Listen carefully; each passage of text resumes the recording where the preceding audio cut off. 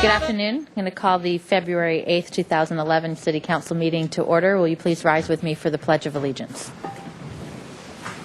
I pledge allegiance to the flag of the United States of America and to the republic for which it stands, one nation, under God, indivisible, with liberty and justice for all.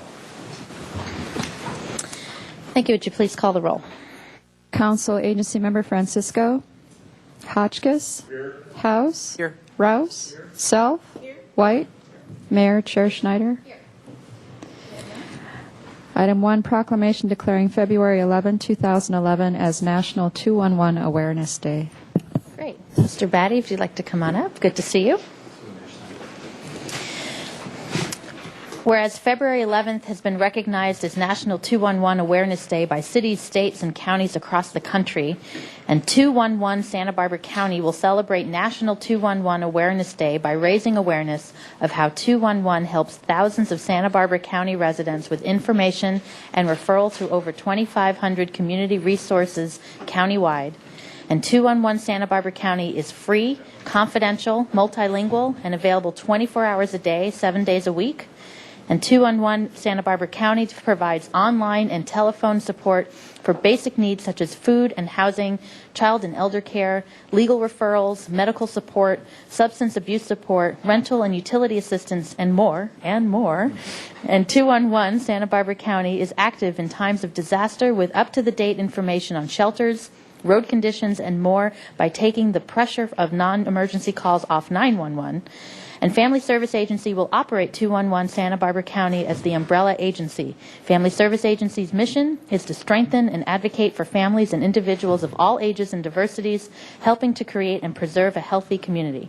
So therefore, I, Helene Schneider, by virtue of the authority vested in me as mayor of the city of Santa Barbara, California, do hereby proclaim February 11th, 2011 as National 211 Awareness Day in Santa Barbara and encourage citizens to learn more about 211 Santa Barbara County and the resources it provides to thousands in our community. And thank you for your leadership in this important role in our community. Thank you very much. Thanks so much, Mayor Schneider. All right. Would you like to say anything? Yes, I would, please. Thanks so much, Mayor Schneider and members of City Council, for this recognition today for the 211 Helpline Program and for the Family Service Agency. We've been operating 211, which was a federal promulgation by the Federal Communications Commission, for 5.5 years, and unfortunately there's never been any federal dollars following that promulgation. The good news is that this city, the county government, and also the city of Lompoc and local private foundations and donors have allowed us to provide this service. We handle on average 17,000 to 18,000 calls a year in our 24/7 call center and handle over 30,000 web visits where people can get the information online about health and human services. We're working closely with city staff, and we've worked very recently with the South Coast Task Force. They recognized that we needed to update our homeless survival guides. So we've done that. These are available in English and Spanish. I'm going to leave some samples for each of you today. We're also going to work with Common Ground Santa Barbara. They're going to be doing the homeless survey at the end of February and early March, and I've talked to Sylvia Barnard and Mike Foley, two of the leaders in Common Ground Santa Barbara, so we can include these survival guides in the hygiene kits that will be given to all the homeless population when they do the survey. I also would like to leave with each of you English and Spanish flyers. These are recently produced flyers. I hope you'll consider putting them in your offices so that when constituents come in to meet with you, they will learn about 211. Again, they're available in English and Spanish. Thanks so much for your recognition today and for your funding for human services from city funds.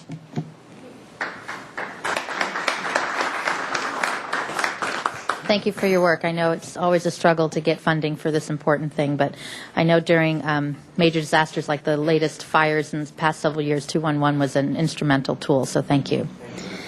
Okay, Mr. Casey, any changes to the agenda? No, Madam Mayor. Okay, public comment. I have a few speakers here. 2 minutes is up on the podium. We'll start with Kenneth Locke, who will be followed by David Daniel Diaz.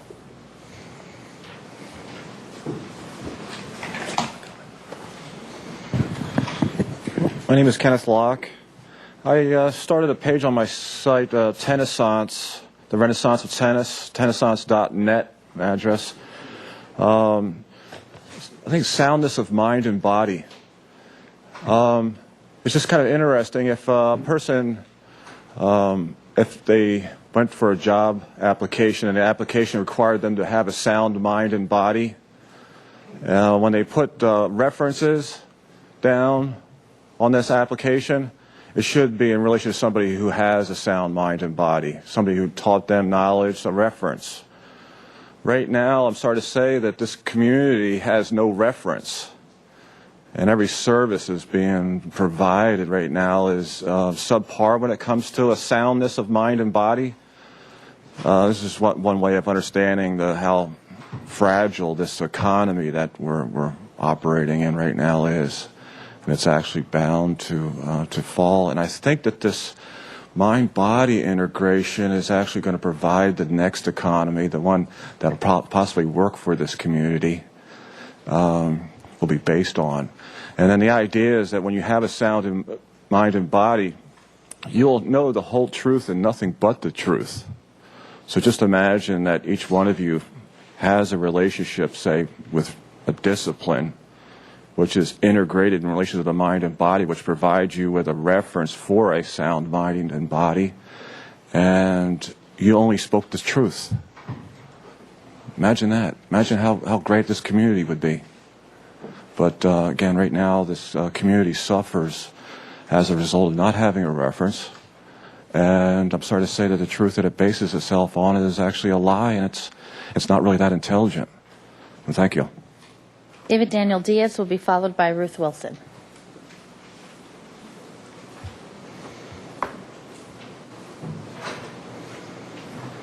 Hello, Mayor, Council. Hello, Santa Barbara.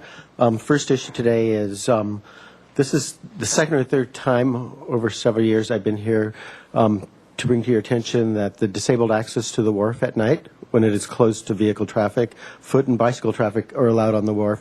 My suggestion is, once you just close it off to everybody, then we won't have to worry about vandals or anybody being out there. We won't have to worry about the ADA issue, and everybody stays happy, because it's difficult, because I'm up late at night because of my disabilities, and I like to drive out to the wharf, and I can't because it's closed off to vehicle traffic. It's not cool. So again, it's another violation of the ADA. The next time I have to come before you, I'll probably just send a complaint to the Office of Civil Rights, because, might take forever, but we shouldn't have to live like this. Disabled people have just as much right to what's open as everyone else. Thank you. Secondly, some grandmas were walking their kids on the beach path along East Beach. Segway came around, and their little grandkid was learning how to ride a bike, and these guys come whistling around and almost hit the kids. And then just today, a block away, there was these guys on bicycles with little motors, just bouncing around the street, no license plate on them, and they're just on bicycles coming in and out of the sidewalks and streets. And things like the beachway, I know it's different than the sidewalks and the streets in Santa Barbara, but what are the rights? The sign's posted no motor vehicles. Does that mean electric and motorized vehicles, or does it just mean motorized vehicles? Nobody understands in the city.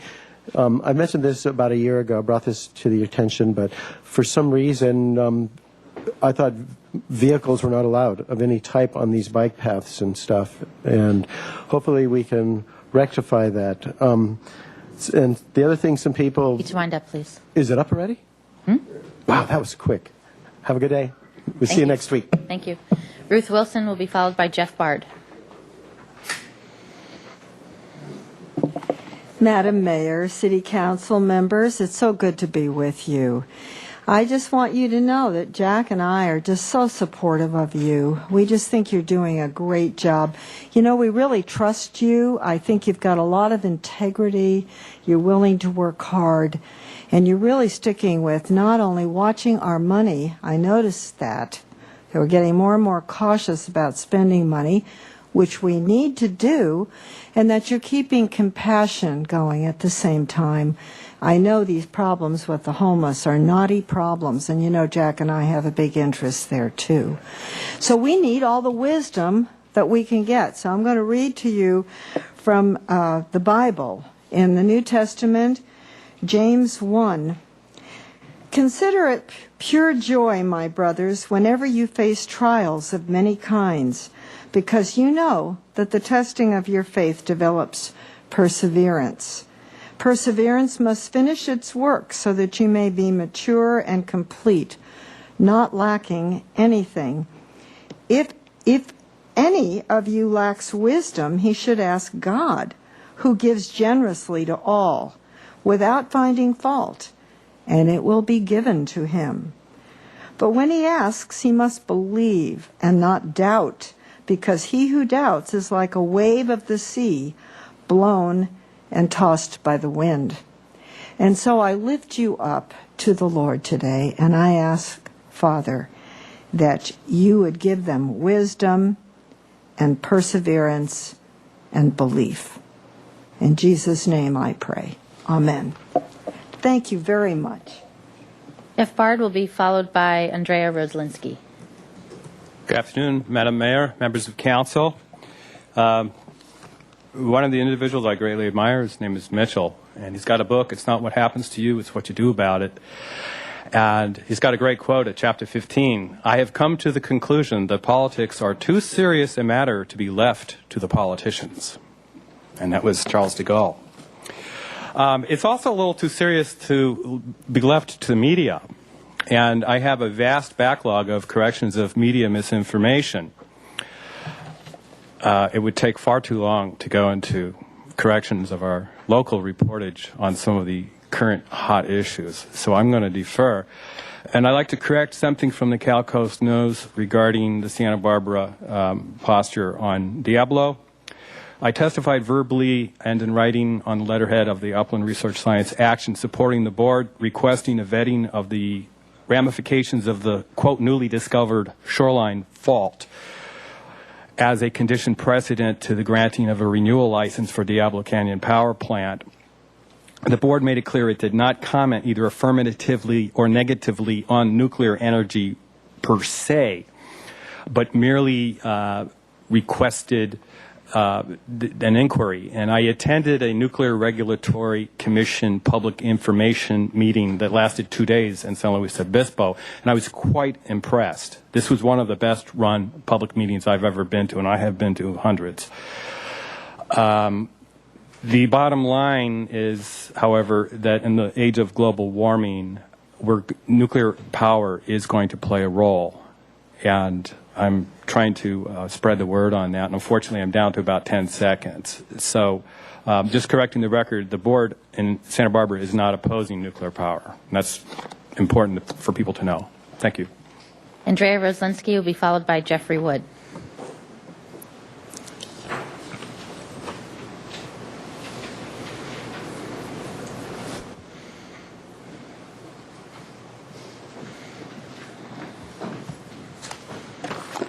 Hi, good afternoon, Madam Mayor and council members. I usually just ad-lib, but this time I wrote stuff down. Okay. I've lived here going on 11 years, and I find it humiliating as a so-called disabled, mentally and now physically from the black mold in my osteoporosis, because I rented a place referred to me from Casa Esperanza and paid my rent on time there. And in 2010, when I lived at my last dwelling, when they came to take the census, I asked if I could fill out my own paperwork, or I asked if I can fill out my own census, and I asked like twice and they refused. So I just don't really appreciate being stigmatized as a permanently mentally ill homeless person, because it's defamation of character and slander when I am completely and sincerely serious about gardens, not gangs, and have created gardens in Topanga at my son's elementary school. So I guess I hope everybody has a good day and stop. Like, I do have post-traumatic stress syndrome, since I don't want to quote the mayor, but maybe I have to at one time when they have things on alternative medicine. She said, well, how many times do people have to break confidentiality? That should be with a doctor.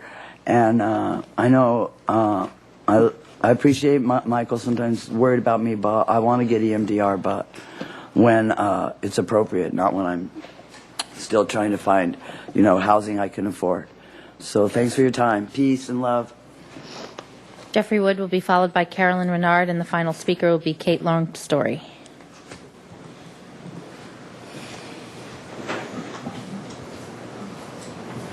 Mr. Wood? Did he leave?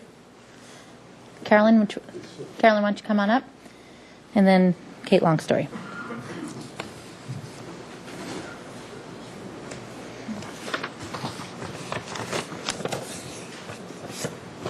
Last week, a man addressed the council, an elderly man who had been visiting a convalescent home, and when he started speaking out about the abuse going on, the owner called and had him arrested for trespassing, even though he was violating no trespassing laws, and he had witnesses there that he was legally visiting certain people living at the convalescent hospital, so he had a legal right to be there. Nonetheless, the police arrested him, and he was put in jail for booking. Then he was released, and now he has a hearing date coming up. At the last council meeting, I requested that you put this matter on your agenda. I see it's not on the agenda, and that's why I'm speaking again today, and I will come every week until this council puts this issue on the agenda. I know you're going to say, oh, well, this is just a little individual thing that happened that doesn't have anything to do with you. Well, when a man gets taken to jail when he hasn't committed any crime, that's a problem. And what policies are the city police following when they do that sort of thing, when the man can show that, there's a resident here who will tell you that I am here visiting him, and that there's federal law says that these members of convalescent hospitals have a right to have visitors of their choice. Therefore, but the police arrested him anyway. Well, what sort of direction are the police getting to arrest people? Why wasn't it the owner that was arrested and had to go to jail to be booked and now has a hearing coming up? The police department takes its direction from the city council.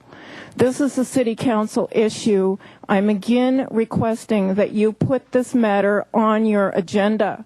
And I'm going to be coming every week until you do. And if you keep not putting it on your agenda, it just shows how much you don't care. You don't care. Please wind up. Thank you. I'll see you next week. Kate Longstory will be the final speaker.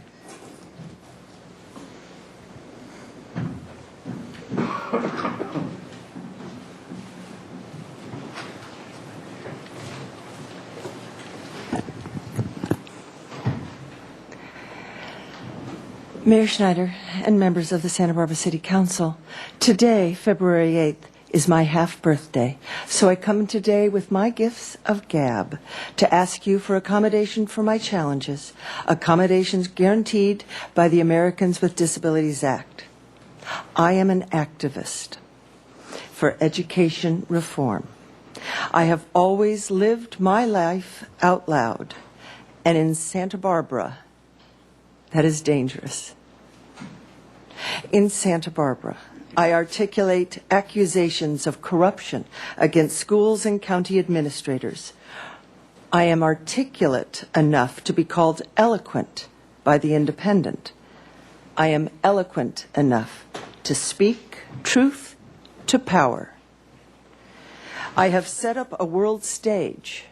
Santa Barbara is the perfect storm of injustice, and we are witnessing an uprising.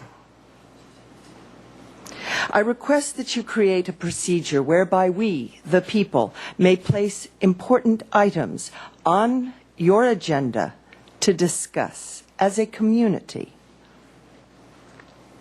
I request you call for a federal grand jury to investigate the school-to-prison pipeline.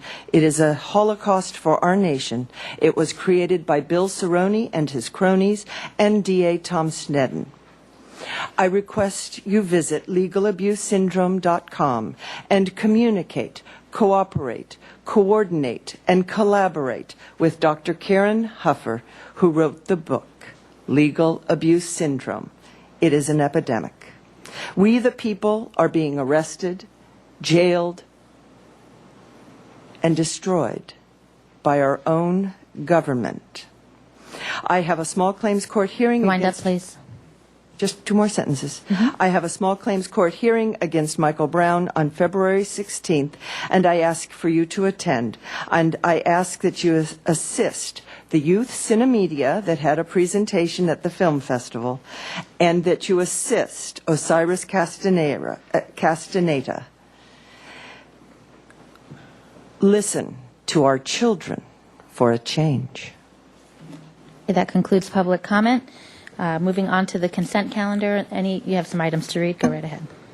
Item 3, introduction of ordinance for a lease amendment with Santa Barbara Shellfish Company, Incorporated, recommending that council approve a lease amendment with Santa Barbara Shellfish Company, Incorporated, allowing for a seasonal allocation of base rent, and introduce and subsequently adopt by reading of title only an ordinance of the Council of the City of Santa Barbara approving a lease amendment with Santa Barbara Shellfish Company, Incorporated, allowing for a seasonal allocation of base rent effective March 17, 2011.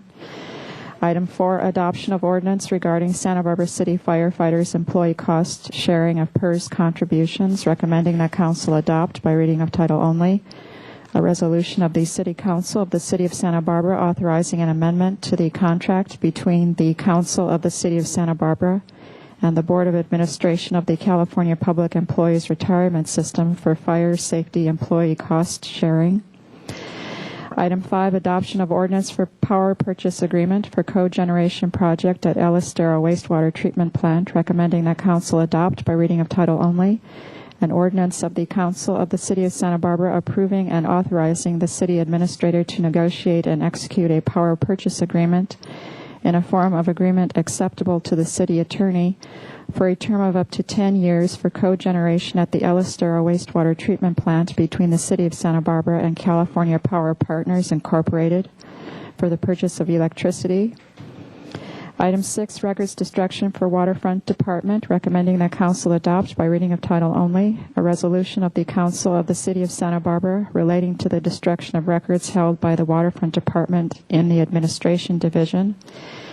And item 7, records destruction for Public Works Department, recommending that council adopt by reading of title only a resolution of the Council of the City of Santa Barbara relating to the destruction of records held by the Public Works Department in the Water Resources Division. Thank you. Without further objection, we'll waive further reading. Anyone need to pull anything off the consent calendar, or do we have a motion? Have a motion? You want to move the consent calendar? Yeah? Yes? Oh, yes. Yeah, we'll move the consent calendar. Second. Moved and seconded. All in favor? Aye. Okay, that passes. Thank you. There was no Ordinance Committee or Finance Committee today, so we move on to item number 13. Receive a request from Agency Chair Schneider and Member White to suspend and modify the State Street Bench relocation project. Thank you. This was an item, as was just said, that I put on with Councilmember White, and I appreciate Mr. White agreeing with me to put this on today's agenda. Just a few quick comments from the two of us, and then I know staff has a brief PowerPoint just to explain how we got to this point, and questions from council, and I know there'll probably be some public comment. First off, I want to say that putting this on the agenda in no way should be perceived as a swipe against the downtown organization. I appreciate the work that you've been doing with us, partnering with us on a variety of issues, nor should it be seen as a swipe against RDA staff. You just were following through on the direction you got from us last year when we adopted the budget, which included this $50,000 item in the redevelopment agency budget to look at relocating benches on 2 blocks of State Street. I decided I needed to put this back on for council discussion, and I'll have Mr. White speak for himself, because the more I learned about what it is we were trying to do, the more questions I had. And then really questioning, is this really an appropriate use of $50,000 of redevelopment agency funds? I think the intent behind what we were trying to do in terms of discouraging panhandling along State Street is a good one. I'm just not sure if this is the right method to get there. And and the reason why timing was now was we had just started, or the redevelopment agency staff had just started their open meetings and going through the process of what this was going to look like. And I had some questions about how much money was being used simply on processing versus construction. How would we know what success looks like, and finding out that really we're basing things on anecdotes and not real data. And then, an issue of what else could we be doing to focus on reducing panhandling in the area. So those were my main components. Also, last week, there was a discussion very briefly at the budget hearing that staff is looking into, and I don't think they have answers today, of can redevelopment agency money be used as a programmatic level to do something like increase police presence on State Street. We don't know the answer to that yet, but as they're researching that, I thought if we suspended the funding for this, we can really make a good decision about how we can address the core issue. So those were my thoughts behind this. I'd rather keep this as simple as we can instead of making this more complicated, but I'll stop there. And Mr. White, if you'd like to add anything, that would be great. Thank you, Madam Mayor. Well, really, you've covered the proverbial landscape on this question. When this project emerged as one that was going to go forward, it struck me, and it obviously struck a number of folks that were seeing it in the media, et cetera, as an awful lot of money to perhaps not be accomplishing what we're intending to accomplish. Clearly, we have a panhandling issue, and is the moving of benches and perhaps removal of a bench here and there going to make that difference? And I just feel like we can. We need to take a closer look at it, and conceivably there are going to be better places where this $50,000 might be spent. Thank you. Thank you. So I'll move it to Mr. Aguilar, and if you'd like to bring up, or Mr. Casey, if you'd like to bring up, but you have a brief presentation, correct? Yes, thank you, Madam Mayor. Members of Council, good afternoon. You've requested a cost breakdown of the project, and we have that for you today in our presentation. As we move forward, there'll be a few preceding slides before we get to the specific numbers. A bit of history. The redevelopment agency replaced 9 blocks of sidewalks between 1999 and 2007. There was a lot of extensive public outreach. We met with the property owners, the neighbors, and interested parties. It was supported by all the businesses. There was an assessment district in each phase. The property owners voted to assess themselves to pay for the enhanced project, which included brick as well as holiday lighting. And by the nature of the brick design, it allows an opportunity for future changes to the design without asphalt patching. Overall, the agency spent about $7 million on those 9 blocks. For this project specifically, back in January of 2009, a couple years ago, the DO Safety Committee expressed some concern about the use of benches. They presented the redevelopment staff with a proposal to reorient or move or take out benches in 4 blocks. But that came in May 2009. It was kind of late in our budget cycle, so we kind of deferred that to the following year. So in June, we just kind of passed it over in the budget review. A year later, in May of 2010, the project was presented in the Art Community Development Department's budget presentation. And it was about this time that public works staff as well as redevelopment agency staff were receiving inquiries from the public and from businesses primarily about moving a bench here, moving a bike post there. And we thought that this might also be an opportunity to address that desire comprehensively rather than in a piecemeal fashion. So in June of 2010, the agency board approved $50,000 for the budget, a pilot project. And in November, we received kind of a revised proposal from the downtown organization to focus on 2 specific blocks, 800, 900 blocks between De La Guerra and Correa Streets. Since being funded, in November, we contracted with a designer We developed an initial concept plan. We presented that in a public meeting in January of this year. After the meeting and hearing comments, we revised the concept a bit with some input from the Transportation Division, submitted those plans to the Historic Landmarks Commission for review in February, but we have since postponed that pending council's discussion of the project merits, which brings us to today. The goals of this project were to move or adjust the benches in an effort to encourage greater use by the community and kind to affect the panhandling, as well as place the amenities appropriately for the current tenant mix. In the initial design, we worked with the businesses and we're very cognizant of where we were placing benches and trash cans. We didn't place trash cans by outdoor dining. Some restaurants requested benches for their patrons outside their businesses, and we knew that in the future, as that changed, we might want to change the design layout. The project area between De La Guerra and Correa Street. And with the current concept that was going to the Historic Landmarks Commission included moving 14 benches or repositioning them, moving 5 bicycle posts, 4 newspaper racks, and 2 trash recycling containers. What's involved in moving a bench? To the general observer, it looks like the benches are just bolted into the bricks, but it's a little bit more than that. To remove a bench and place it elsewhere, you'd have to cut the bolts that it's mounted to, remove bricks in the new location, and excavate down a bit, pour 12-inch thick concrete bases, footings to mount the bench to, cover it with sand, cover it with bricks, and then drill back through the bricks and into the concrete, and then attach with tamper-proof fasteners. And this would be the same process for bike posts, trash cans, and newspaper racks. So here we are, the specific numbers that you're looking for. This is for construction only, and this is an estimate provided by our designer. Just to mobilize a crew to do the work is about $5,000. Bench relocation is about $1,250 per bench. Similar costs for news racks, they're about the same size. Trash recycling is a little bit less at $1,100 each, and bike post relocation at $725.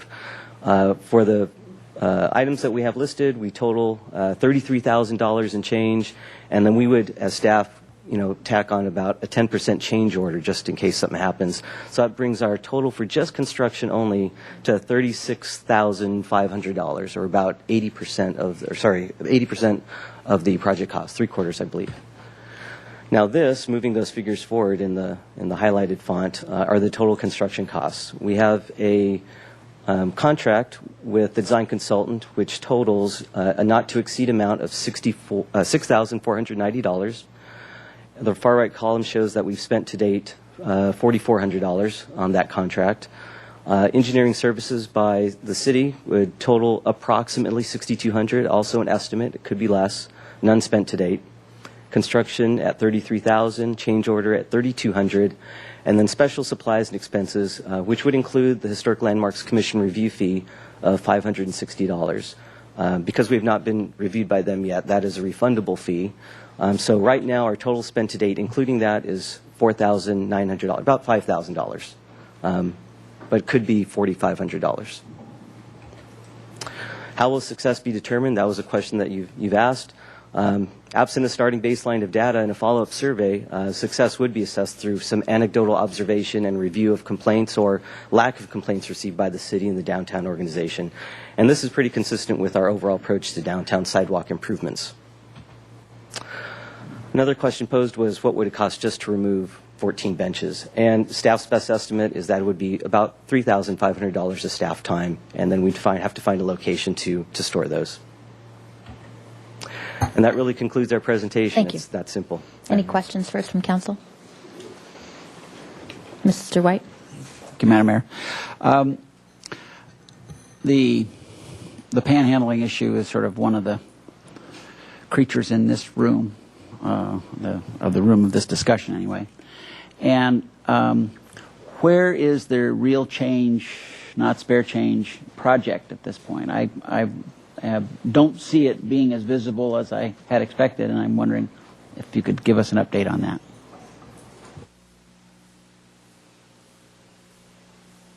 Mr. Casey?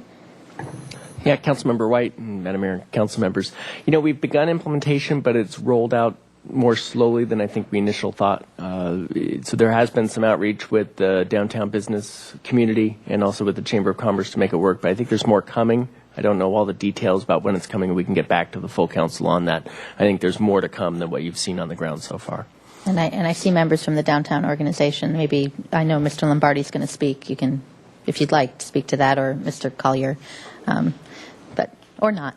Mr. Hotchkiss and then Mr. House. Thank you, Madam Mayor. Hi, Mr. Aguilar. Thank you. There are companies that specialize in kind of designing for a specific purpose to have an effect on the populace, public, etc. And I think some of that was made use of for the Granada Park, for example, the Jardín, as it's called, where the sculptures are. So is there any experience with this design crew in that kind of designing? Do you know what I mean? Am I being clear here? Madam Mayor, Councilmember Hotchkiss, we have the original designer from the State Street Sidewalks project, and so we brought, at that time it was Bob Cunningham Studio, now it's Arcadia Studio. We brought his experience with this and his observations from seeing how the benches are being used to this project, and that's really where our design came from. Okay, because I think that I don't see any in-depth in this field, and they certainly did a great job on State Street, but this is really a whole different purpose, and I'm wondering if there are consultants or people we could just talk to about this and how it might be effective, because right now it looks like a little bit of roll of the dice. Okay. Mr. House? May I ask Mr. Sure. Hotchkiss a question? Yep, go Could you ahead. explain a little more, Mr. Hotchkiss, what you're referring to there? I didn't quite Well, understand yeah, the question. there things can be designed so they are really discourage a certain kind of conduct. So, and there are companies that have experience with this done in New York, elsewhere. I don't know any offhand, but and I'm just wondering if that would not be a good source for us to examine this kind of project in the future. It's not a visual project. It's really a social engineering project, if you want to call it that. And I don't have that experience, and I don't think we do here, but perhaps the resources are available elsewhere. Do you understand? Yep. Thank you. Thank you. Mr. House? Just a few questions. Thank you. So in this iteration, Mr. Aguilar, was the concept at all brokered to remove the benches, or was it really about relocating the different amenities, the newspaper racks and the bike racks and the 14 benches? Madam Mayor, Councilmember House, the project was designed to, had two goals. One was to, kind of adjust the benches so that the community as a whole could take advantage of them, and not just a select few, really.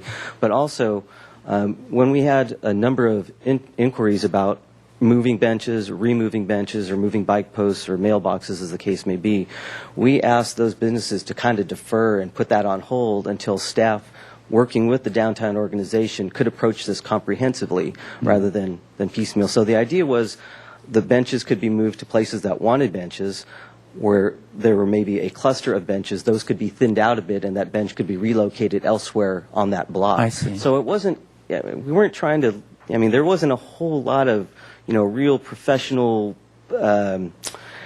in-depth analysis, because it didn't seem warranted. It seemed like it was pretty straightforward. If you had 3 or 4 benches here, why don't you just thin that 1 or 2 and put them where people want them? So you'd been collecting over some period of time different requests from different businesses along the way, some of whom needed more amenities for perhaps their patrons, other ones who were wishing they didn't, that area of the sidewalk were clear, and then there were the operational issues with regards to bike racks and where these where the newsstands were. So those are, you put it all together in a bundle with the DO, and this is what the recommendation was. Madam Mayor, Council Member, that's essentially correct. We had, when we had those inquiries, we directed them to work with the DO, who in turn, I believe, comprehensively packaged that and chose these 2 blocks to focus upon.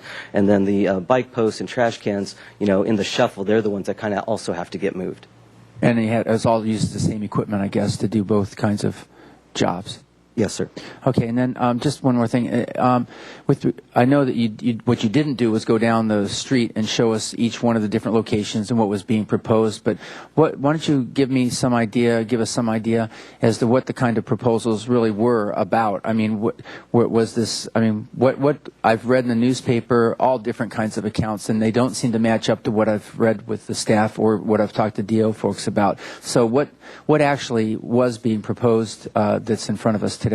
Madam Mayor, Councilmember House, if I can describe verbally, in some locations there might be two benches, parallel next to each other at the back of the curb, right. And in some cases they would just be turned 90 degrees in those locations. I see. In other spots, there might be two benches parallel to the curb, and one or both might be moved across the sidewalk, closer to a business frontage, or vice versa, some distance away. It could be 20 feet, 50 feet.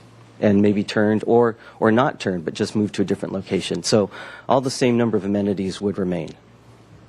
Okay, great. And just tell me if I'm wrong about this. So the summary I take from that is that there were, over some period of time after our first putting all these things down and getting the bricks and all the benches and all this stuff out there, what we've really done is come around with a kind of a refinement based on our real life experience, the businesses in the area, knowing what their patrons need in the situation, and then you were working together cooperatively with them to kind of fine tune the bench program in these two blocks. Madam Mayor, Councilmember, that's correct. We knew back in 1999 when the design was originally formulated that things would change. This phase, the 800 and 900 blocks, were completed in 2001. So it's been 10 years since that was completed, and this is the first attempt to kind of go back and refine. All right, thank you very much. Mr. Rouse? Thank you, Madam Mayor. Kind of a follow-up on Mr. House's comment or question. So you said earlier that the design of State Street, the iteration it's at now, lends itself to our anticipated potential adjustments. Madam Mayor, Councilmember House, that's correct. Yeah, thank you. Okay, I'm going to move to public comment. We'll start with Dave Lombardi from the Downtown Organization, followed by, is Andrea still here? I think she left. So followed by Jeffrey Wood. Good afternoon. Good afternoon, Madam Mayor, council members. My name is Dave Lombardi, and I'm the chair of the Downtown Organization Safety Committee. As you know, a large part of the DO's role is to make the downtown business corridor an inviting retail and cultural environment for both locals and visitors. Our organization has spent countless hours discussing, meeting, and working with city staff on ways to make the State Street corridor a more welcoming environment. From our reserves, we co-funded retired police officer Bob Casey for a pilot program that added police presence to the downtown State Street area. In our estimation, the program was a big success, although not sustainable in today's economy. We feel having an police officer on State Street working in conjunction with street outreach programs would help greatly in keeping State Street safer and more enjoyable for all who visit.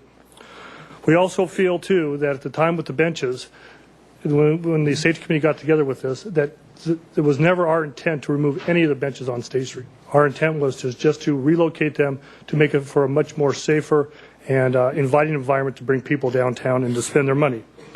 We developed and administered the Real Change, Not Spare Change campaign with city staff for the past year in order to help raise funds for street outreach and help put an end to the destructive cycle of giving money that goes towards alcohol and substance abuse. Our membership donates time and money to local relief agencies who provide services and shelters to the truly needy homeless in our town. Transition House and Casa Esperanza are just a couple of those benefactors. And in answering a little bit of your question of what's going on with the Real Change, Spare Change program, right now we are waiting for direction with the city on how this is going to move forward, how the funding is going to go with that. We are ready to look to work with you and doing that.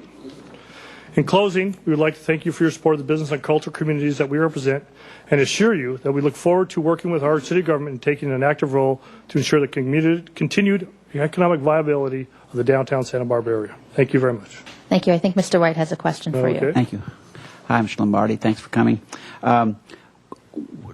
What are there businesses that want benches now in front of them? Some businesses do want benches. Some definitely don't. Do you know want which ones do? Would I know what that? I'd have to, ask Bill Collier. Maybe Bill will be able to answer that. Okay. I mean, there are definitely people who want them. There's definitely people who do not want them for their areas. Thank you. Okay. Thank you. Jeffrey Wood will be followed by Carolyn Renard. Is Jeffrey still not here? Okay. Carolyn Renard. are you still here? Nope. Faith Merritt, be followed by Jeff Bard. And the final speaker will be Kellen DeForest. Good afternoon. Hi, my name is Faith Merritt, and I'm nobody special. I'm just a stay-at-home mom and raising my 1.5-year-old daughter. And I turned the page to an independent, and I read musical benches about this project. And I was really surprised that the Santa Barbara, the place I live, could take $50,000 to change something so slight in an effort to make the street a little bit prettier for our tourists. To me, it seems that taking the bench and moving it just a few feet with $50,000 is a waste. It's turning our back on veterans who served for my very purpose to stand here. It's turning our back on mentally needy people who maybe lost their homes or their houses or their loved ones due to not being able to pay their prescriptions because insurance is too high. Maybe they were bankrupt, credit card bills. They need help. Santa Barbara is the heart of State Street. It's the heart of our town. They go there, they're drawn there for attention, for love, because they need help. I really think that we can take this $50,000 to help our homeless people, to draw them away from State Street, to give them a place that they can go, a place that will help them, maybe help them with their medical needs, help them maybe with their food to bring to their families, to help them maybe get their life back together. It's like, why change 14 benches when you can change 14 hearts? Why can't we take 14 people and try to rehabilitate them? That would be a good social project. Not to take 14 benches to psychologically try to get people to go away. It just seems kind of tricky. Thank you. Thank you. Jeff Bard, and the final speaker will be Kellen DeForest. Madam Mayor, members of council, you can take away all of the benches some of the time. You can take away some of the benches all the time. But you can't take away all of the benches all the time. May Abraham Lincoln, a great Republican, maybe the last great Republican, only joking. Please forgive me. But we hear a lot of rhetoric about social engineering and waste of taxpayer money. And as a radical centrist Democrat, I agree with what I think Councilman Hotchkiss and others have pointed out, that this proposal is a very dubious use of tax money. Quoting from one of my great heroes, Dr. Martin Luther King, in his book of collected sermons, Strength to Love, he points out that morality, such as not wasting your life sitting on a bench, polluting the air with cigarette smoke that other people have to breathe, are presenting distorted portrayals of houseless people from a propagandistic perspective. Morality cannot be legislated, but behavior can be regulated. But acknowledging this, we must admit that the ultimate solution to the race problem and our problem lies in the willingness of men to obey the unenforceable.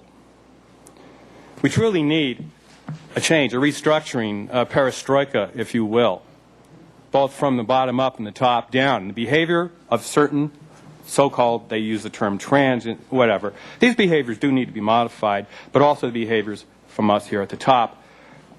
These responses will be removed only as men are possessed by the invisible inner law which etches on their hearts the conviction that all men are brothers and that love is mankind's most potent weapon. Thank you. Kellen DeForest.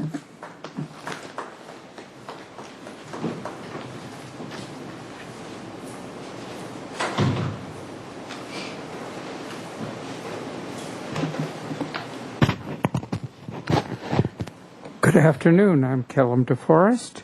I want to commend the mayor and Councilman White for re-examining the bench problem. It seems a huge expense for the city to move benches, ostensibly to discourage panhandling and sleeping.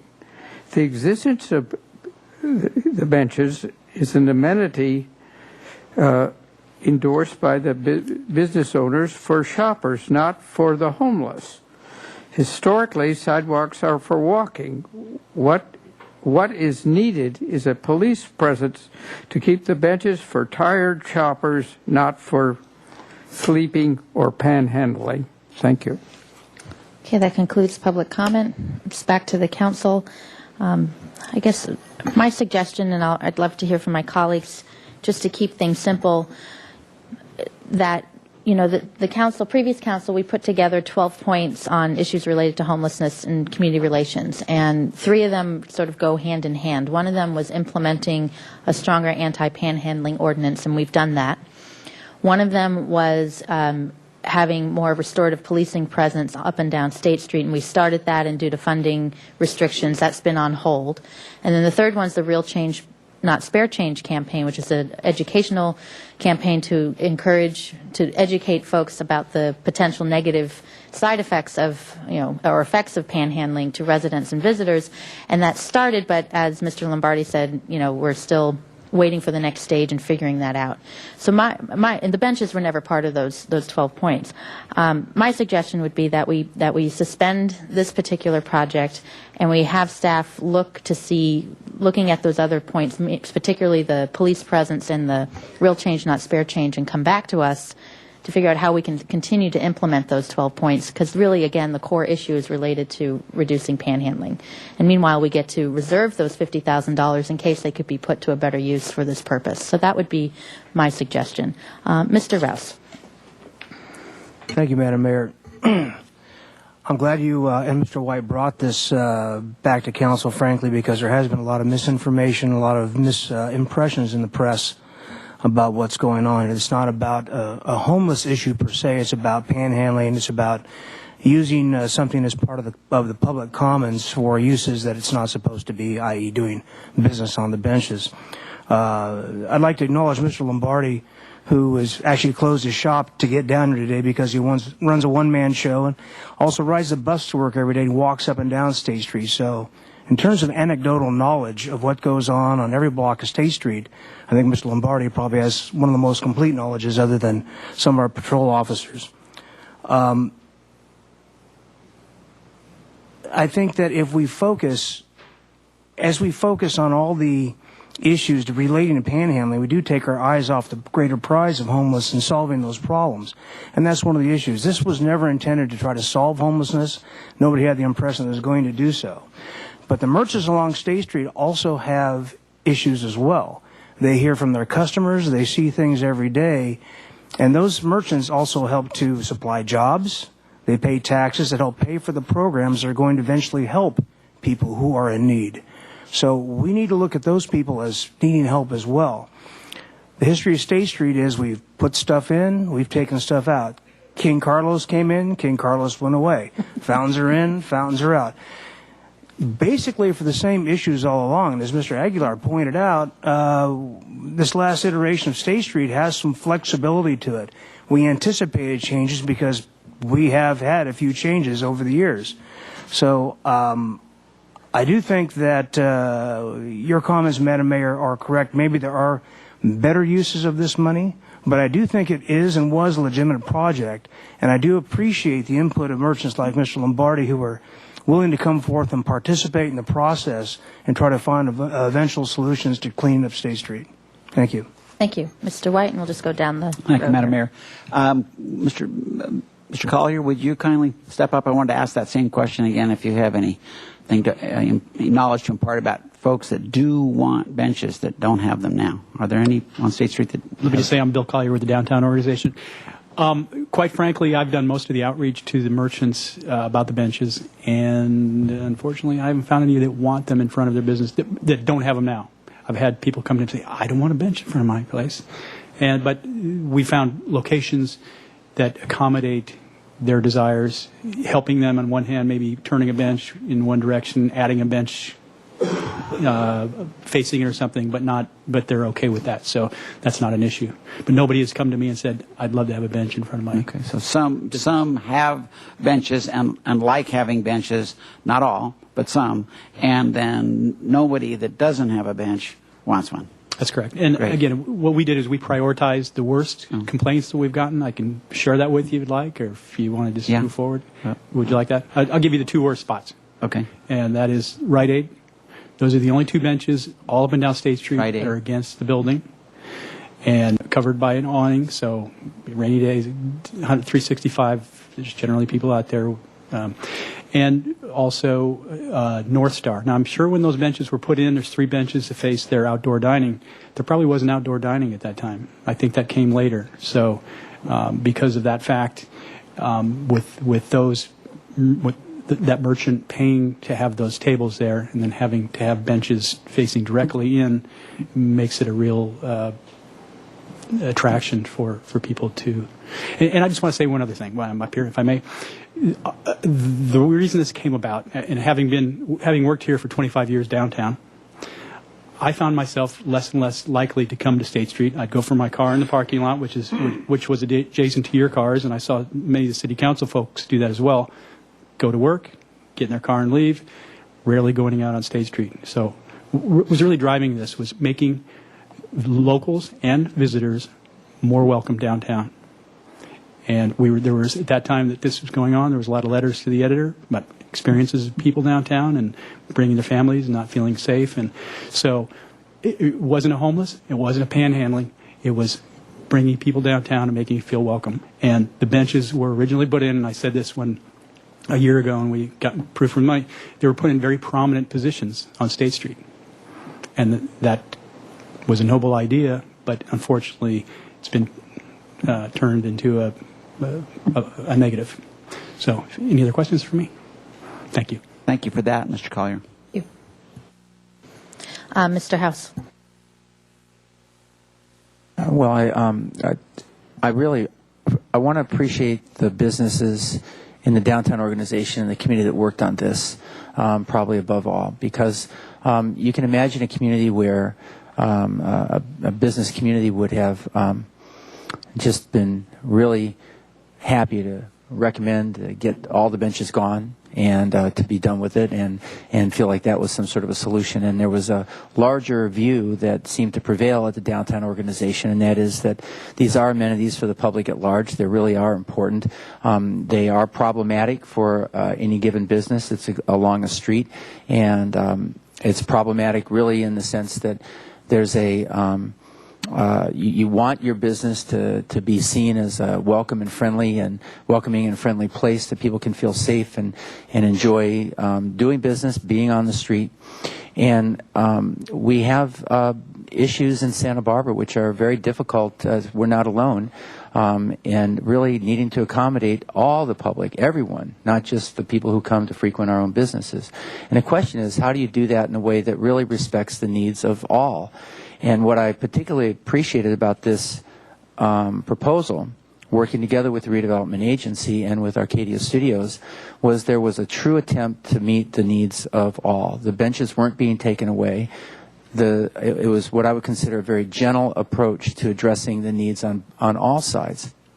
So no one would be denied the opportunity to stop and rest and have a place to sit as long as they'd like.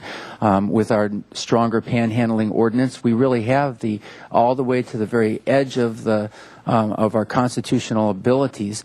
We've arranged things so that if somebody's being aggressive and inappropriate in their panhandling or whatever they might be doing, we have the remedies that we need. And then on the other side of that, people have all the right in the world to sit there as long as they'd like and just enjoy being on State Street, whomever they might be.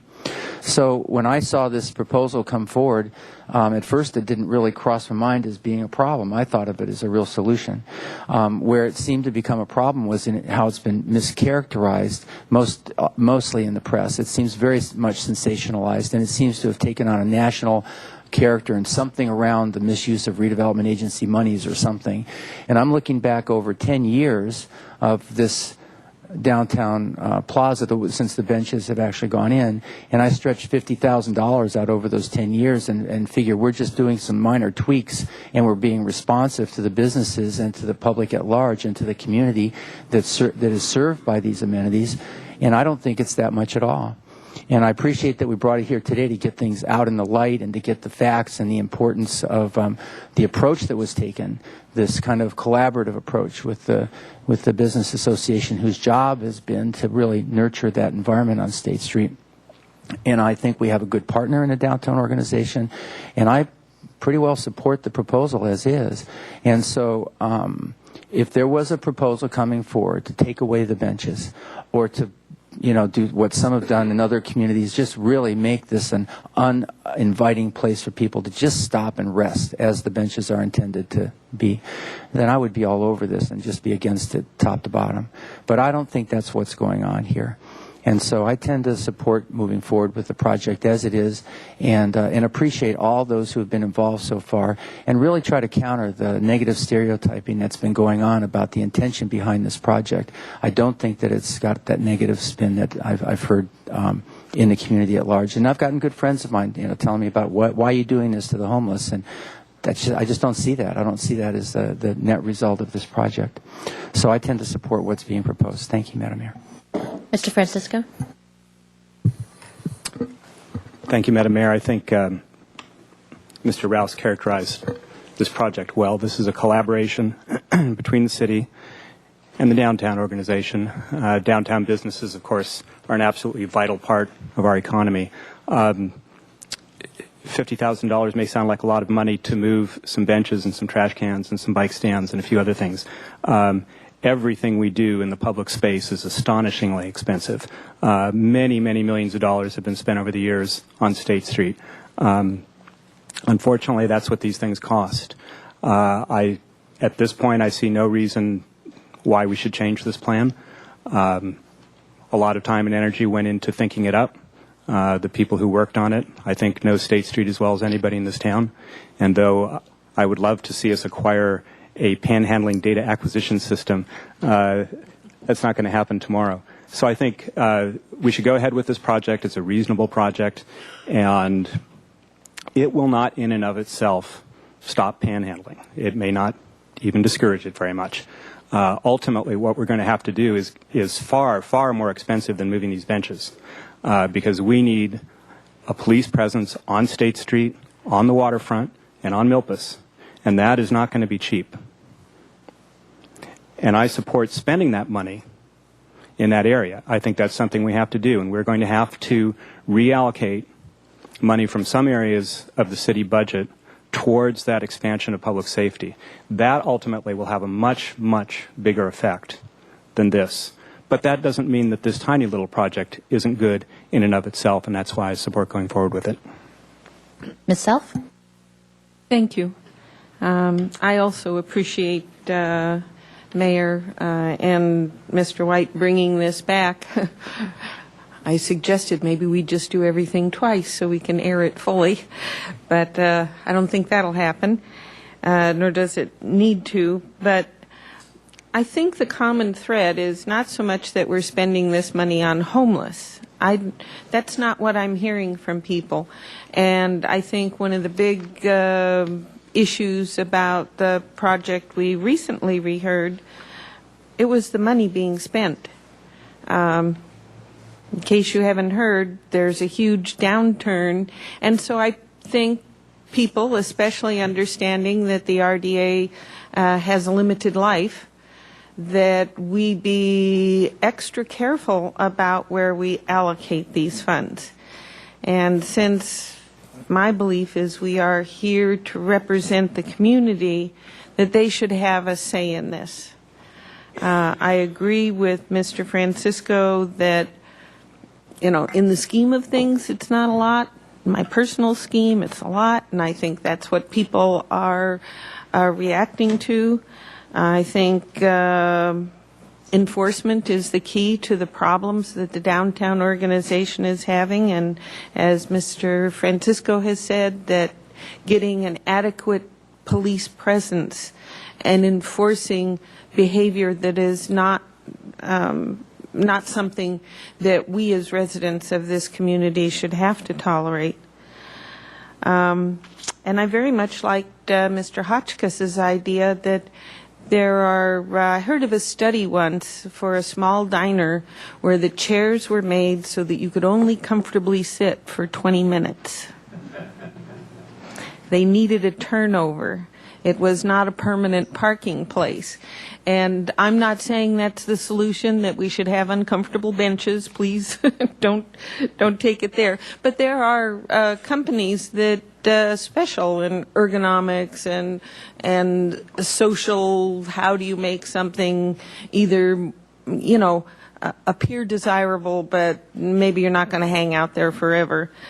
I had one person say that a city had a bench that was kind of at a slant where you couldn't really sit because you'd fall off, but you got off your feet enough to rest. Again, I'm just throwing out ideas and, but I think maybe taking another look at this might be the thing to do. And I appreciate this. And again, I think police will answer many ills in this community. Thank you. Mr. Hotchkiss? Thank you, Madam Mayor. I think your summation of what should be done with this was excellent. And I would like to put a halt on it now until we can take a closer examination of what could really be effective. And Mark, before I said I didn't have sources, but subsequently thinking about it, I do have a couple of sources that I will give to you so that if you want to, you can use them. And they have extensive experience in this kind of project and how best to design something so that it has a positive function for the community at large and not just for a narrow group.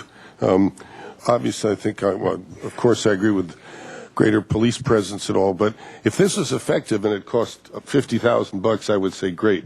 But we don't know it's effective, so I don't want to spend that kind of money on it now. Mr. White? Thank you, Madam Mayor. Well, I think from my perspective, the two basics are, number one, this is an awful lot of money to be spent at this stage in our economic cycle, and secondly, that we've heard from the downtown organization that there are no businesses that want new benches in front of them, and there are a couple of benches that are considered to be the most problematic. And from my perspective, I would want to take a time out on this, and for one thing, see the spare, real change, not spare change project move forward. I appreciate that enforcement is a key piece of our puzzle, and I think that looking at those most problematic benches may be a way to, if you can get rid of 40% of the problem by removing 5% of the benches, I think that maybe we should have a look at that. So I would move that the council table this project and come back in a year and look at it and see whether this should go forward in the next budget cycle or not. There a second. Do you want to add anything to the real change and come back with that at all? Okay, I just figured I'm hearing that we're moving that forward, and that would give us a year to move that forward. Okay, the motion is to table the funding for this project for a year and come back at that point. Is there a second? Second. Okay. Discussion on the motion. Mr. Rouse. Thank you, Madam Mayor. I just want to remind everybody that, once again, this is a small adjustment in the greater scope of things we've done on State Street over the years. And as far as hard data and measurable progress and whatnot, the only thing we can really do is listen to those people who are at the storefronts, who see the eyes on the prize every day. And if we could say, well, we can take this $50,000 and increase patrol strength, that might be a worthwhile subject. In this report, it talks about how the DO pulled their funding on the patrol strength, and what that was, and it was some miscommunication on our part probably. It was a one-year pilot program pulled out of reserves, a one-time expense, to put an officer on the street to demonstrate that police presence made a difference. Officer Casey made a huge difference as measured by, I actually think Steve Cushman did some kind of a survey, and paneling went down tremendously in that 1 year that we had Officer Casey. It was meant to do that, and it was also meant to get the attention of council to say, this is effective, this is what works. So if you could say, table the benches, increase the patrol strength, I think that would be great. But in the meantime, I think to be responsive to those businesses and to make a move towards some kind of progress, we should go forward with the RDA plan as is. Thank you. Thank you. I couldn't agree with Mr. Rouse more about the effectiveness of Officer Casey being on State Street, and I know this issue is being looked at. I know our police chief has reassigned current officers to play more of a role, but I agree with you that we need to look at this in a little more concrete way, maybe programmatic way of and as Mr. Francisco says, not State Street as well as the whole redevelopment area, including the waterfront and Milpas. And I would hope in the year, if this passes, that this is tabled, we move forward with figuring out how to move forward with real change, not spare change. How do we also increase the restorative policing presence along the area? You know, it may even be worth, and maybe we can partner with the Chamber and the DO and others or street outreach teams to get some data.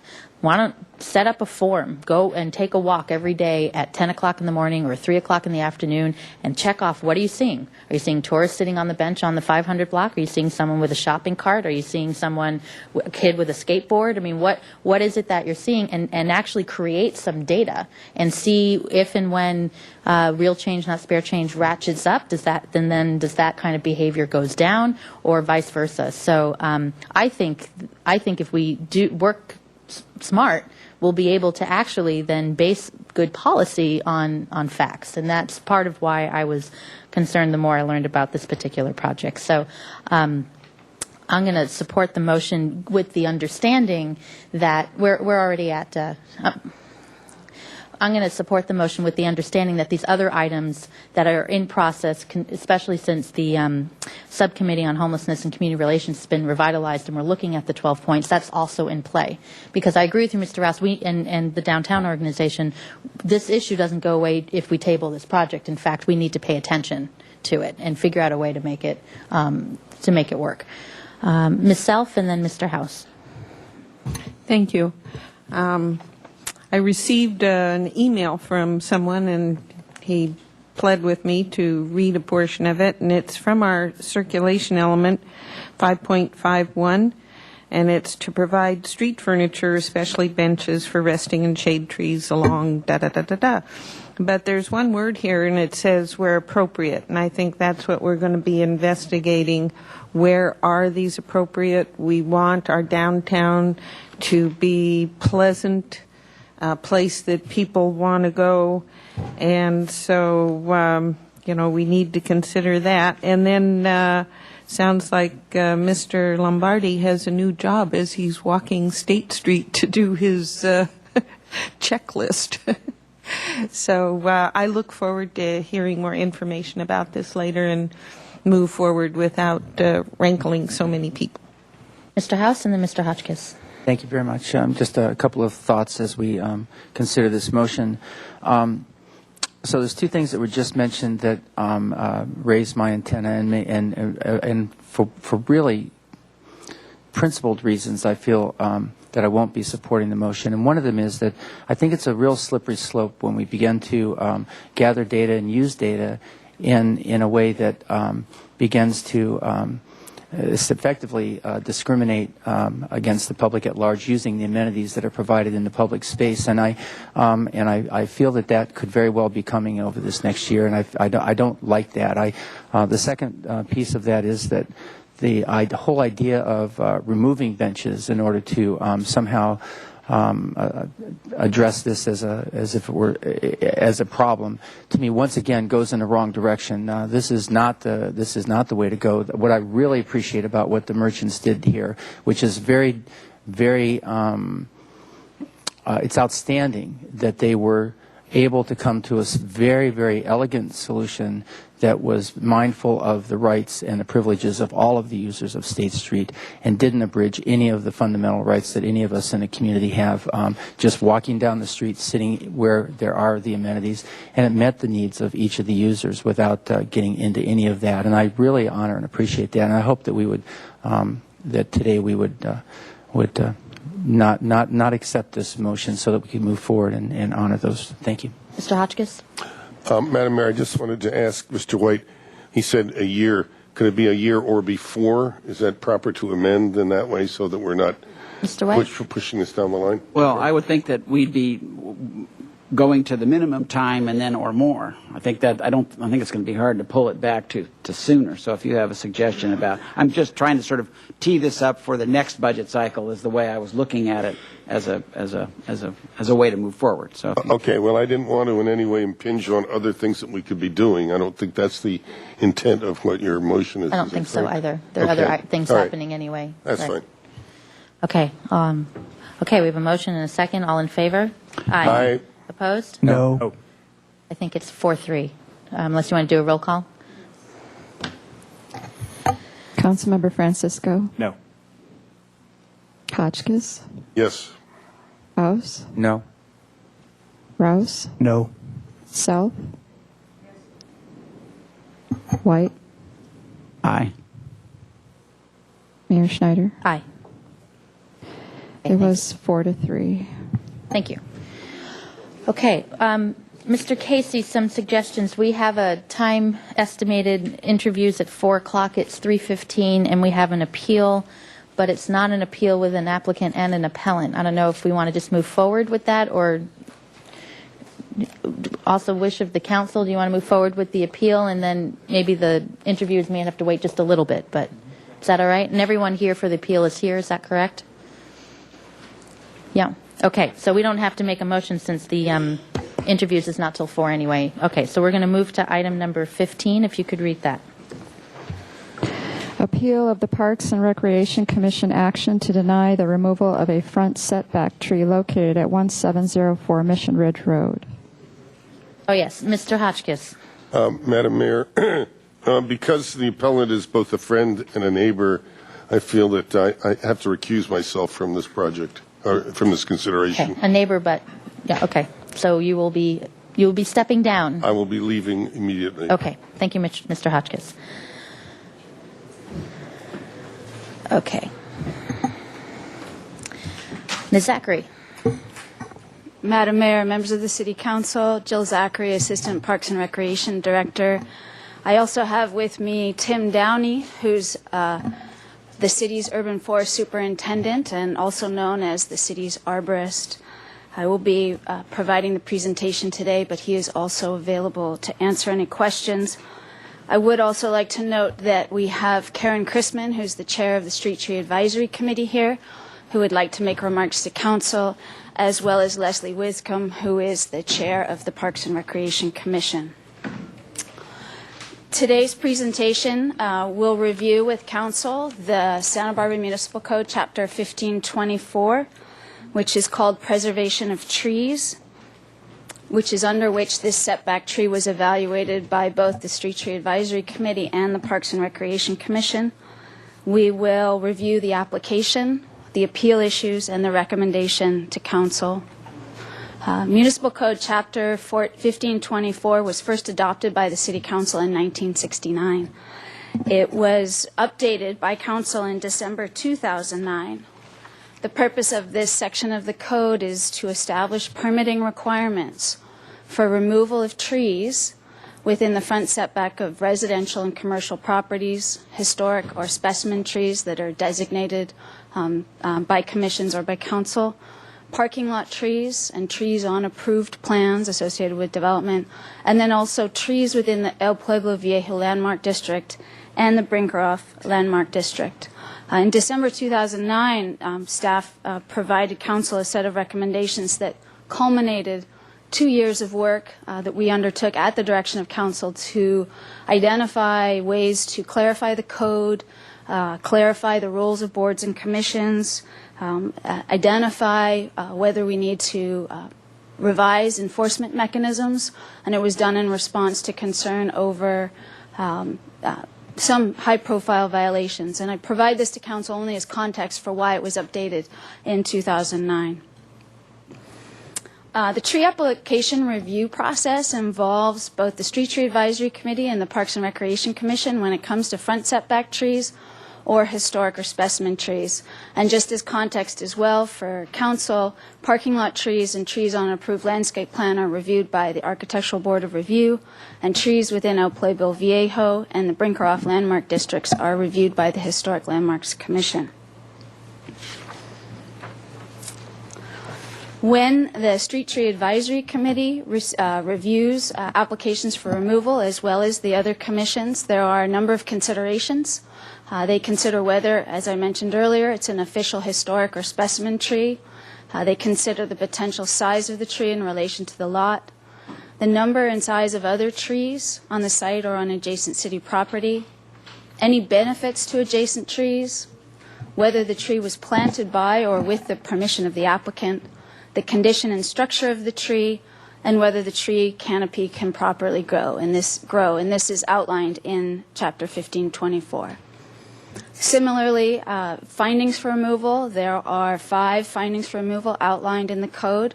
They include whether the removal would adhere to the principles of good forestry management, whether removal would benefit a reasonable development of the property, whether the character of the neighborhood would be materially affected, whether the topography of the building site renders the removal desirable, and the safety of persons or property dictates removal. On November 22nd, 2010, the Parks and Recreation Department received a tree removal application from Dr. Michael Cooper. The property is zoned E1 with a front setback of 30 feet, which is why this tree is subject to Chapter 1524. The reasons for that removal request included difficulty of maintenance, hazards from falling palm fronds and fruit, potential fire hazard, and obstruction of view. This information is included in your council agenda packet. This provides a photograph of the tree and the location of the tree at 1704 Mission Ridge Road. It is a Canary Island date palm. The tree is estimated to be 20 or more years old. It has a height of perhaps 28 feet. And as I mentioned earlier, it is located within the 30-foot setback, which this property is zoned as E1. Tree application review, and this is something that occurs within the Parks and Recreation Department on a monthly basis. We receive applications. They are placed on the Street Tree Advisory Committee agenda. In this instance, the Street Tree Advisory Committee reviewed this application on December 2nd. They conduct a review in a sit-down meeting. They then go out and make a site visit. They prepare a recommendation following the considerations mentioned in an earlier slide. In this case, the Street Tree Advisory Committee recommended denial of the application to remove the tree on the basis that regular maintenance would address the concerns of the applicant. Street Tree Advisory Committee recommendations are forwarded to the Parks and Recreation Commission. The Parks and Recreation Commission considered this application on December 15th, 2010, and concurred 7-0 with the recommendation of the Advisory Committee to deny the removal application. At both of these meetings, there was not an applicant presentation. The city received an appeal of the Parks and Recreation Commission decision on January 10th, 2011. The appeal issues are outlined in more detail in your council agenda packet as attachment 4. Essentially, the appellant considers that the tree shows deterioration and poses safety concerns, and therefore is appealing the decision of the commission. In reviewing those concerns, your staff report outlines the sort of standard arboricultural practices that are employed when you determine whether a tree is hazardous. There are 3 conditions under which that determination is made. It includes whether the tree is of a size where it could cause damage if it fell. In addition, if there's a target, something valuable will be impacted. And then also if there's an observable defect that warrants concerns about the tree's safety. Those are the three conditions that generally warrant all three to be considered. The appellant indicates that there's some concern about the frond bases. This photograph illustrates the fronds that have been recently pruned or more recently pruned. It was provided by the appellant. This is a typical method for pruning palms. The bases are left on the tree to protect the trunk, and they slowly fall away.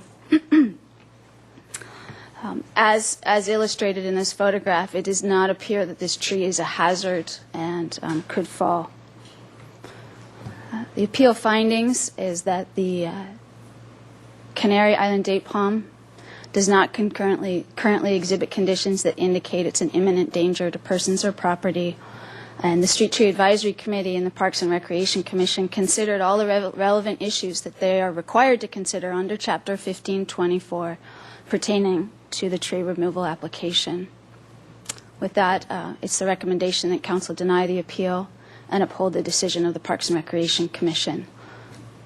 Thank you. And I see we have Karen Chrisman and Leslie Wiscombe first. Why don't you come on up at this point, and we'll get to public comment after that, after the appellant speaks. But if you'd like to present your process here, that would be great. Yes, did I turn the microphone on? Yes. My name is Karen Chrisman. I'm the chair of STAC. I'm also a certified arborist and was present upon the review of the tree for Dr. Cooper. And as Ms. Zachary pointed out, the Street Tree Advisory Committee is assembled of professionals elected by the Parks and Recreation Commission. There's myself, who's a certified arborist. We have 2 licensed architects, a landscape designer, and a horticulturalist. With the setback trees and street tree applications, we do go on site, we do review the trees, and we have many discussions. It's never usually a unanimous decision, and with this one it was decided unanimously. Just to point out, I did go back and review the tree, and I did review the appeal packet, and I just wanted to make a few points to follow up on Ms. Zachary's. First of all, we did review his request based on the pod and seed removal, and the concern came up with that because, as you know, every time we have a windstorm in Santa Barbara, the city trucks are out and down at the beach collecting fallen fronds, and that's an inherent risk with having ponds in our community. To approve removal based on palm fronds or seed pods, I think is a dangerous precedent for our tree inventory if you look at this municipal code's spirit of tree preservation. The second thing that we were concerned about was the setting a precedent with the dangerous location for pruning. As an arborist, it's not much fun in the Riviera to prune trees. As you know, there's not a lot of room. There's not a lot of places to pull off. Again, I think I have a concern that if we granted appeal based on that, we would be setting ourselves up for many more appeals. Again, going against the original intention of this municipal code. As an arborist, I did not find that to be a situation that couldn't be remedied by a trained crew and a little bit of strategy. As far as the steep incline, I did not find that, again, with this species to be considered a hazardous risk for this. You know, Canary Island date palms are a tree, a species considered a species in our community. This particular one I found to be healthy. Yes, there's some cosmetic damages on there, but I didn't find any piercing of healthy tissue, any signs in the fronds that I found to indicate that there is deterioration to put that area in jeopardy or see further decline. Again, we're there at a snapshot in time. I can't predict what's going to happen 6 months from now. I can't predict a year from now. And lastly, his concern about view. Well, we can't, as you know from the code, if you've read through it, we can't grant removal requests based on view issues. That's not allowed in the code. So I guess that falls back on council to maybe want to look at that. But there's nothing we can do for that. So I thank you for your time. Thank you. Ms. Wiscombe, would you like to come up?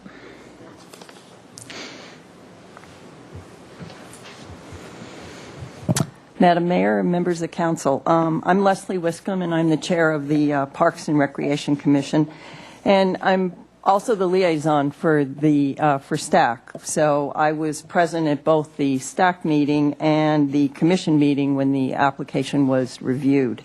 And I'm probably going to be a little bit repetitive here, but I'd like to just give my spiel on why we got where we did.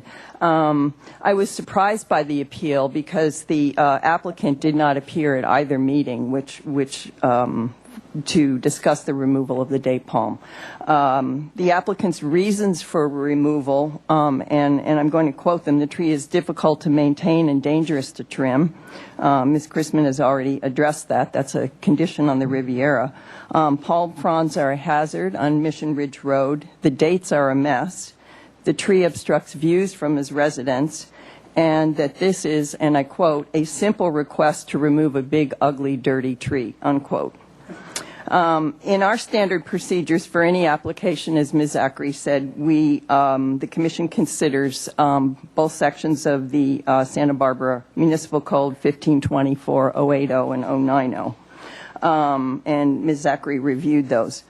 With this application, the Commission concluded that none of the considerations for removal were applicable and unanimously denied the request.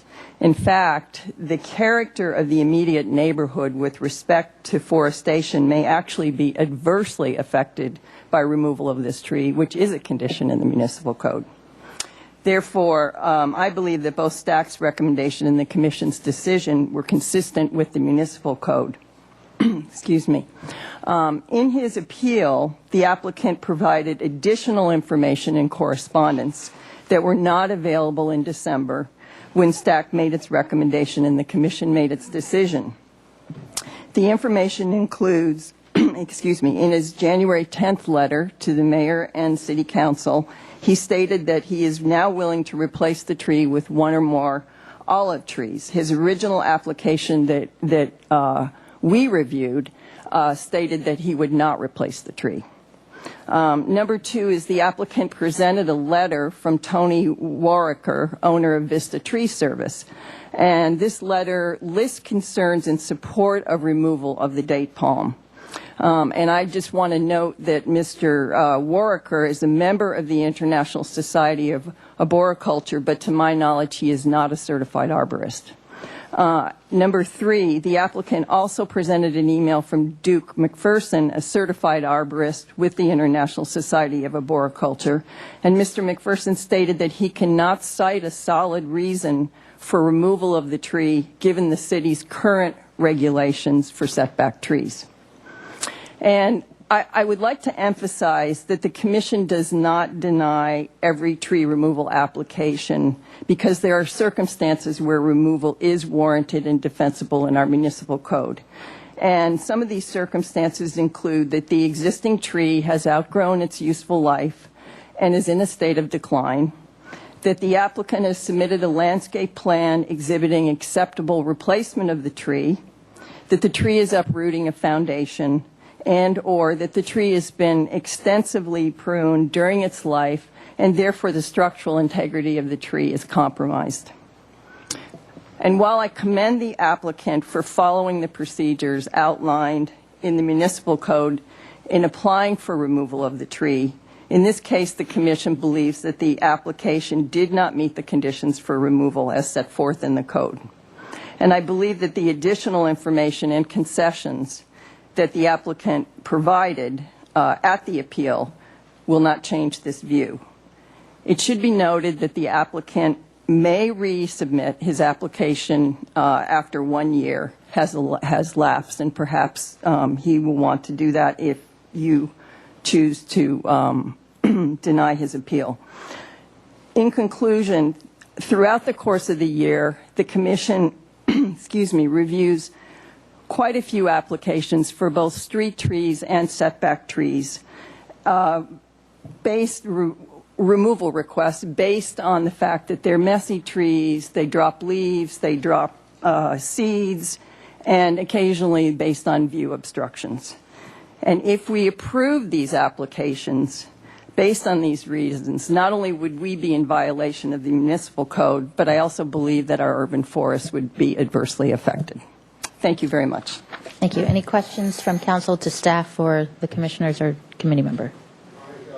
We'll have public comment after the appellant has his. You'll have a chance. I have your slip right here. Question, Mr. Rouse. Thank you, Madam Mayor. I had a question for Mr. Wiley. Mr. Wiley, if we, as a city, deny someone the ability to remove a tree within the setback as per the code, and something happens where that tree does in fact fall and injure or do damage or whatever, is the city going to be liable at that point in time? Wiley? Madam Mayor, Councilmember Rouse, no, I don't think so. Any other questions? Okay, Dr. Cooper, if you'd like to come on up, you have up to 30 minutes. You don't need all 30. Well, you know, I'm just doing what the process calls for. You don't have to use all 30 minutes, although it is entitled to you. Madam Mayor and esteemed council, I have a prepared text, but it sounds like with the time available in the presentation. Just do what you need to do. Don't worry about the time. Staff. Just a couple things. I'm not going to go through this. It's different from what you have, but I think the most important thing is I don't believe, to the best of my recollection, that I was ever informed of any meeting that I could appeal to Parks and Recreations. I don't believe I was ever informed in writing, email, or phone. That would be number one. Number two, I did not read the ordinance. And I don't think a lot of people in Santa Barbara know. I've been here for 39 years. I never knew we had an urban forest. And I certainly didn't really know, except from Mr. Warnicki, that there was a setback ordinance that I had to apply for. And I think there's probably a lot of people watching this that are clueless and could very well find themselves in a position of violation. And I would hope that, if nothing else from this meeting, that comes to light. And I really think that the most important thing that I'm coming here for isn't so much the appeal of my tree. I think the real purpose of my appeal is the fact that this ordinance is 42 years old. Think about trees that are 42 years old. I mean, this thing has been around for a long time, and a lot of those trees are, what has happened to them and what will happen to them in the near future. I think the most important thing, though, is in talking to the urban forest superintendent, Mr. Downey, the only thing I got from him regarding the refusal of the permit was that the tree could only be removed, and this is what I heard, I didn't hear the rest of the ordinance, was it had to be an immediate and imminent danger to public safety. Now, I didn't see that anywhere in this presentation, but it was verbally communicated to me by Mr. Downey that that was, if you will, one of the primary causes that would precipitate the removal of a tree in the urban forest. And you've seen my letter. I just think it's irresponsible that any elected body and group of public servants would put the public at risk until there was an immediate and imminent danger to safety. And I think the purpose of the appeal is for you to perhaps go back when you get through with all the major things you've got to deal with on your calendars and look at maybe this ordinance and take some of the wording and make it a little more contemporary to what's going on in our society. I used to be on the Riviera Association. I understand the view ordinance and where that started and where that ended. But there are things that have changed over the 42-year period. The one thing that I did see that I didn't know was the fact that this is not only a non-native, it was a volunteer. I didn't plant it, no one planted it. And I think one of the issues was a tree that wasn't planted, fits into a category that I would hope you would consider.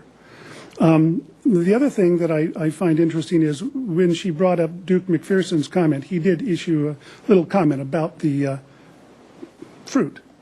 Last night at 7:30 in the dark, we are in a very dark neighborhood. The UPS man showed up at my doorstep with a package in total darkness on a steep hillside with the fruit on the driveway. Now, Mr. Wiley, you and I have known each other for a while.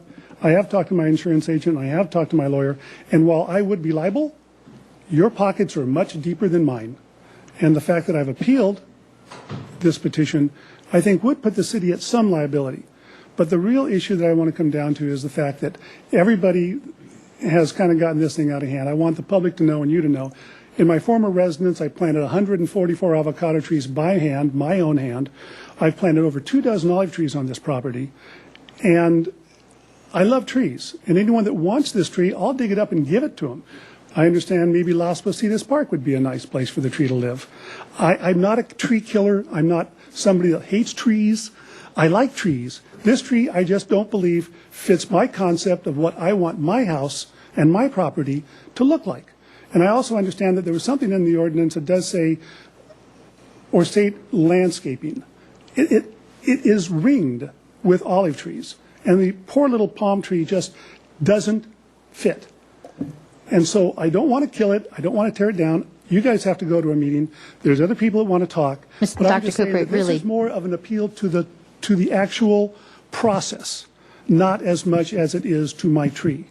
And I would hope that you will take it under your consideration to review this ordinance, because immediate and imminent danger to public safety, that's not logical. It doesn't make sense for an elected official or a elected body to come up with that.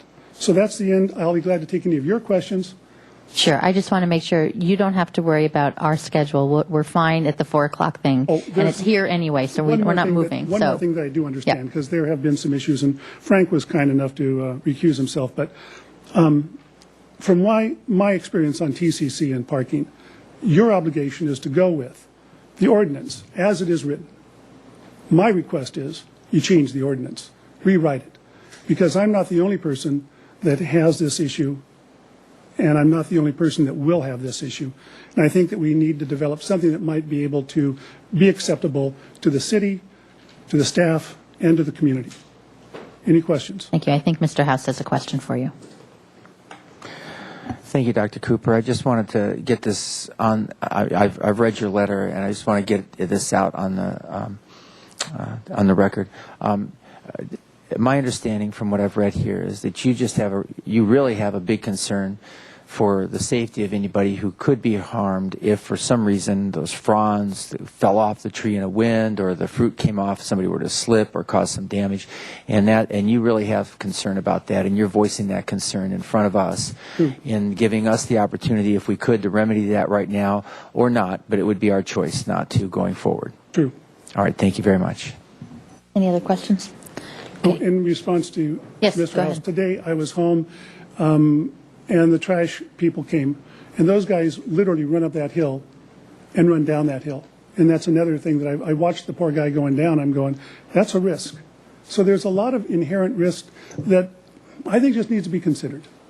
Thank you very much. That's very clear. Thank you, Dr. Cooper. Any other questions for Dr. Cooper? Thank you all very much. Thank you. We do have some public comment. You have 2 minutes on here. You have Tyburn and then Jeff Bard. You have 2 minutes there up on. I don't want. I wanted to be part of this conversation, not just a public comment. Well, that's up to Dr. Cooper. So, but you are part of public comment. So, Dr. Cooper. I'm a certified arborist for 35 years, and I'm a tree lover. And I probably don't remove 2 trees in a whole year. I plant probably 75 trees. This ordinance is ridiculous. Not only that, the public knows nothing about it. I talked to hundreds of people over the years, and when I tell them there's such an ordinance, that the Parks and Recreation is now on their property telling them how to prune their trees. This is a beautiful city. People come here because it's so beautiful. It's because they love their trees and take care of their trees, and they don't need Parks and Recreation to come onto their property and tell them how to prune their trees. It's too high. It's too low. And they're not paying attention to their own trees. Trees all over this town are in dreadful condition.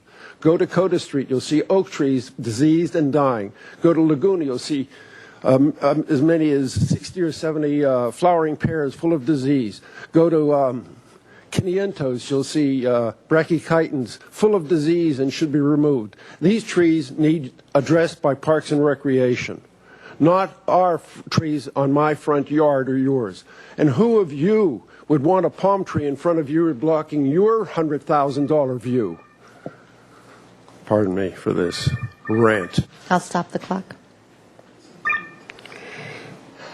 Don't answer it, though. Thank you.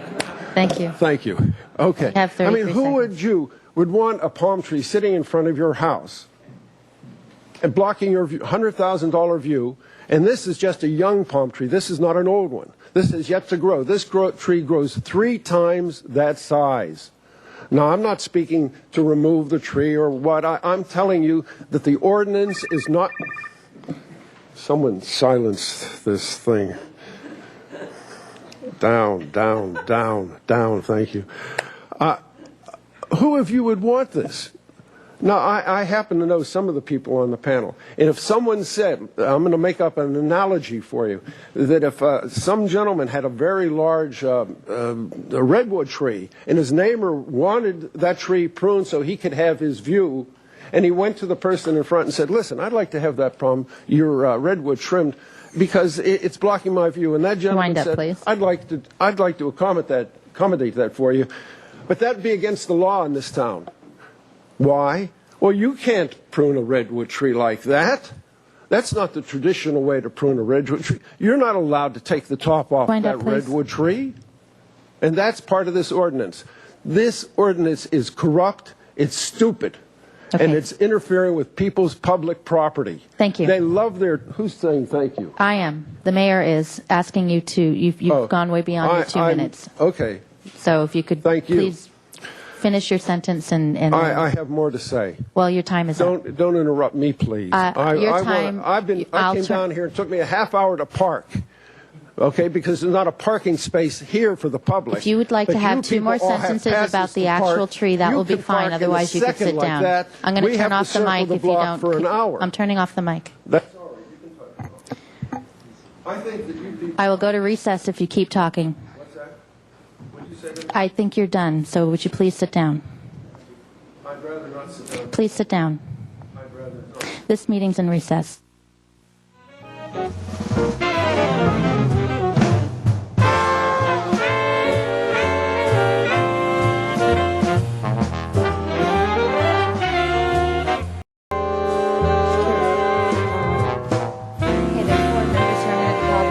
To order. Mr. Bard, you have 2 minutes if you'd like. No, I'm giving you 2. I really take exception. I think I'm a supporter of, and I'm not getting equal time. And this happened last week, 2.5 minutes routinely given. Up in Research Science Action is taking action to save trees in the path, and we'll do so here. Supporting Parks and Recs and STAC, and unless the applicant, Dr. Cooper, wants to come in with a certified biologist to write a mitigation plan, subject to public comment by Sierra Club and Audubon. I would suggest to replace the oak grove that the ignominious Los Angeles Board of Supervisors took out, which Antonioni will never live down, that supervisor. I applaud Duke McPherson's professional integrity. I'm sure Dr. Cooper was just going for rhetorical effect when he suggested that the cost of maintenance is less than the fine. And I do believe he was just going for rhetorical effect, but still. Council is all, I also take exception to the insinuation that council is waiting for dangerousness. Last time I looked, there hasn't been an attack of the killer trees. And I take exception to characterizing a tree as dirty.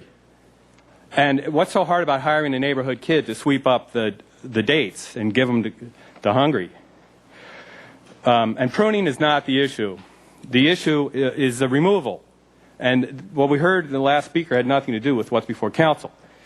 And I won't have time, but quoting from actually The Two Towers by J.R.R. Tolkien, there's a whole chapter called Treebeard. I recommend reading it.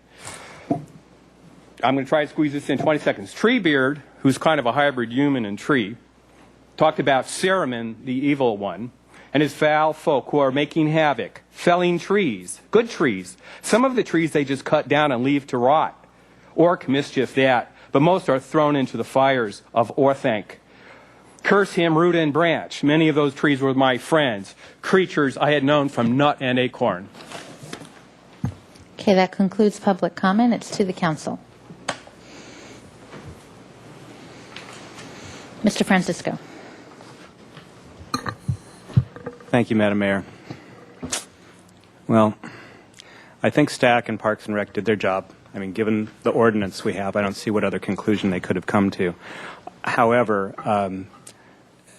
having looked at this situation, this morning I was thinking about, I'm sure we all remember 601 East Anapamu. And that was a case where a developer went in, didn't pay any attention to any ordinances, just went in and chainsawed down 100 trees, many of which were landmark trees. And here's Dr. Cooper obeying the law, trying to get rid of a tree, which I have to say, I mean, this is just my opinion, but that's what I'm paid the big bucks for. That tree doesn't fit in with his landscape. He's planted other trees, olive trees and oak trees, that do, and this tree is huge. It's way out of proportion. So I can understand why he wants to remove it.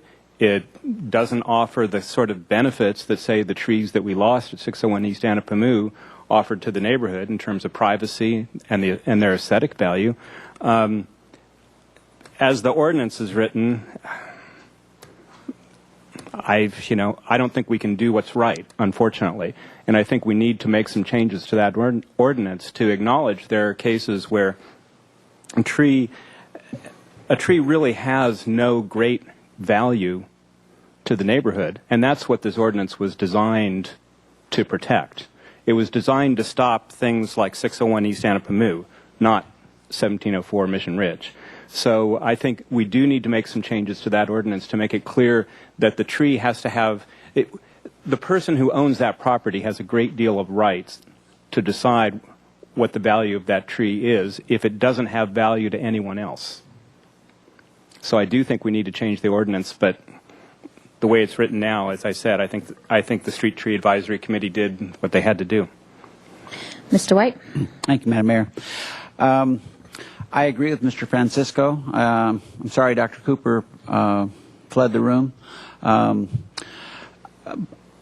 As those who have watched me over the years know, first of all, I do believe that the Parks and Rec Commission and the Street Tree Advisory Committee did, and staff did what you needed to do with given the regulations that you had to work, that we have to work with. And I do have a question for Mr. Wiley, and that is, well, I'll back up one more second. As a planning commissioner, I have long advocated for maximizing people's rights to people's availability to private views to the maximum extent of the law. So that's just a basic precept that I have for in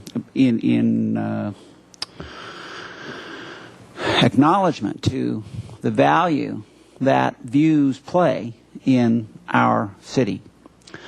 And I totally appreciate the tensions that it raises with the great value of our trees and of our hedges. And this is the push me, pull you that we have in this city. But I wanted to ask Mr. Wiley, can council today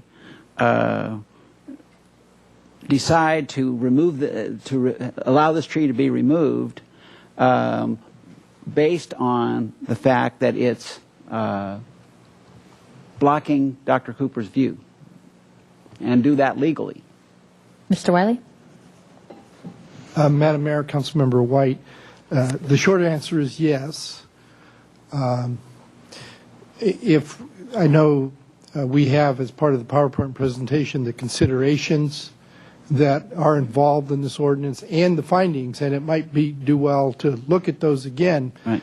But I think there's a bit of a misunderstanding about this ordinance, and someone, I think the appellant, said he understood or he was told that the only reason that the city could allow removal is if there were an imminent danger to the public safety, and that's simply not true.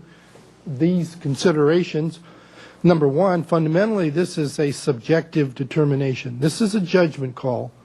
Initially it's supposed to be exercised by the Street Tree Advisory Committee or by the Parks and Recreation Commission, but on an appeal to the City Council, it's your judgment call. There's these considerations. It doesn't say one is more important than the other. It doesn't say you have to have all of, or find that all of these considerations apply. And then there's the findings. Okay. And I just don't know how else to say it except that this is a very subjective judgment call that you're required to make. And if you feel, for example, that the nature of this tree, the nature of the landscaping in combination with the view obstruction is an appropriate reason to remove this tree, then you have the authority to do that. Okay, thank you.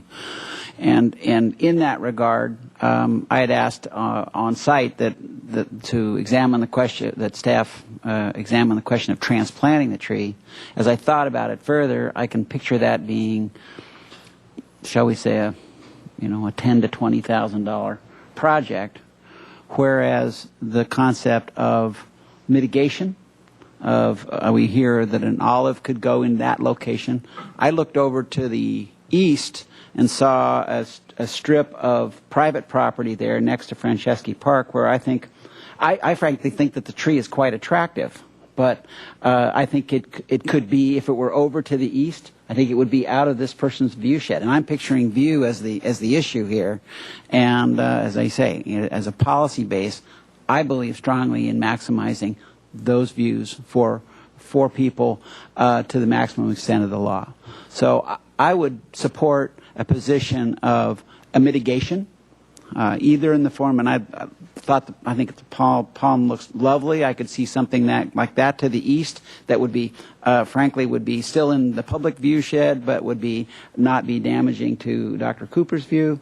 I appreciate that perhaps an olive could go in down below as another mitigation. So that's the direction that I'm headed with this project. I think that we can, and also I want to appreciate Dr. Cooper for this tree just not getting real sick mysteriously, and then it going out that way. That we're here front and center with an honest conversation. And also he was, the guy got up and he was not, his eyes were not bulging out of his head with rage, which I could picture that occurring as well. It was a very reasonable presentation. So I think we can do right by this appellant, and I also wouldn't want this any other way out of Parks and Rec and Street Tree. So I want you to know that I don't think that, or staff, I think you're doing right by the guidance that you're being given by the city. So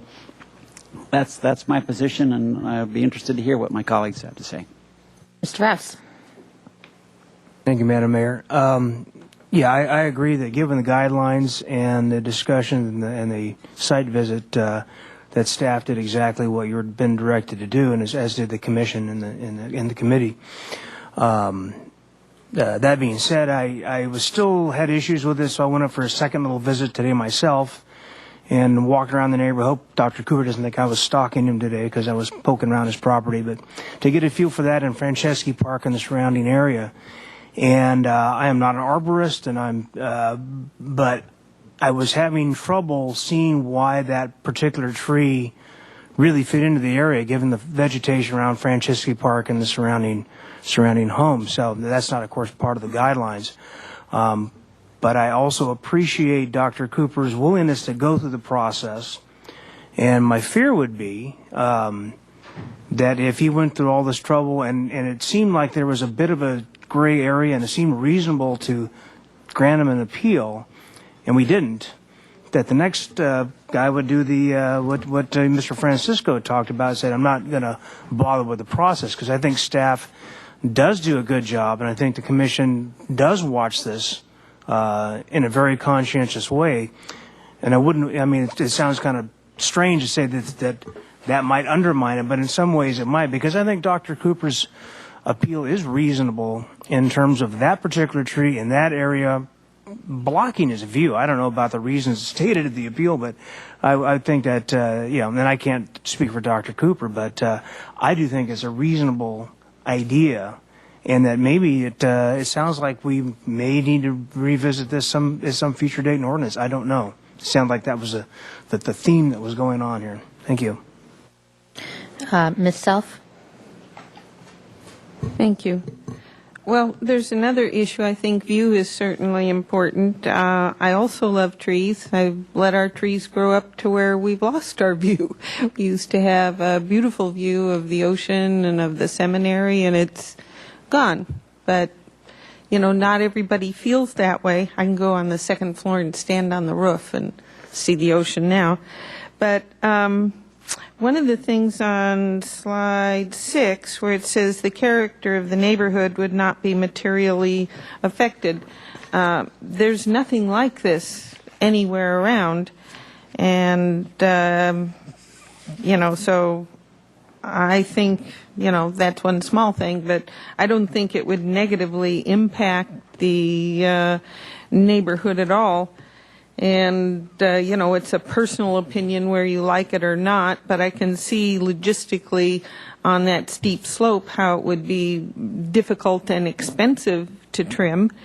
And I also question the imminent danger. You run down when the thing is leaning, is that it? Or when somebody's tripped, the dates that this tree gives, and maybe they need to be cured or something, but they're more like a seed that is very like walking on marbles, is more of an analogy to what it produces. And I think revisiting the ordinance would be a good thing. I'm a property rights person, and maybe a 30-foot setback is a little bit more than what we have to claim on somebody else's landscaping. And I think the fact that he's offered to replace it with an olive tree, maybe he can put the tree on Craigslist and somebody will come and snatch it up, and then he can plant his olive trees. But I think I'm going to vote to uphold this. Am I saying that right? I rule in favor of Dr. Cooper. Yes, that would be upholding the appeal. That's right. Mr. House? I have a question for Mr. Downey. Mr. Downey, this is next door to Franceschi Park. Is there a historic element to this, or is this just a volunteer that showed up there and it's and it just happens to be in nearby? Mr. Downey? Mayor Schneider and Councilmember House, we don't know how this tree got planted, whether it was planted there on purpose or planted by seed indiscriminately. So I don't believe there's any tie into Franceschi Park or the historic nature of that park. Okay, thank you. And those kinds of trees are, mature trees like that, I think, have some kind of a street value in terms of relocation. Is that true? Or maybe the cost of relocating the tree would be overwhelm its value. Can you help me with that?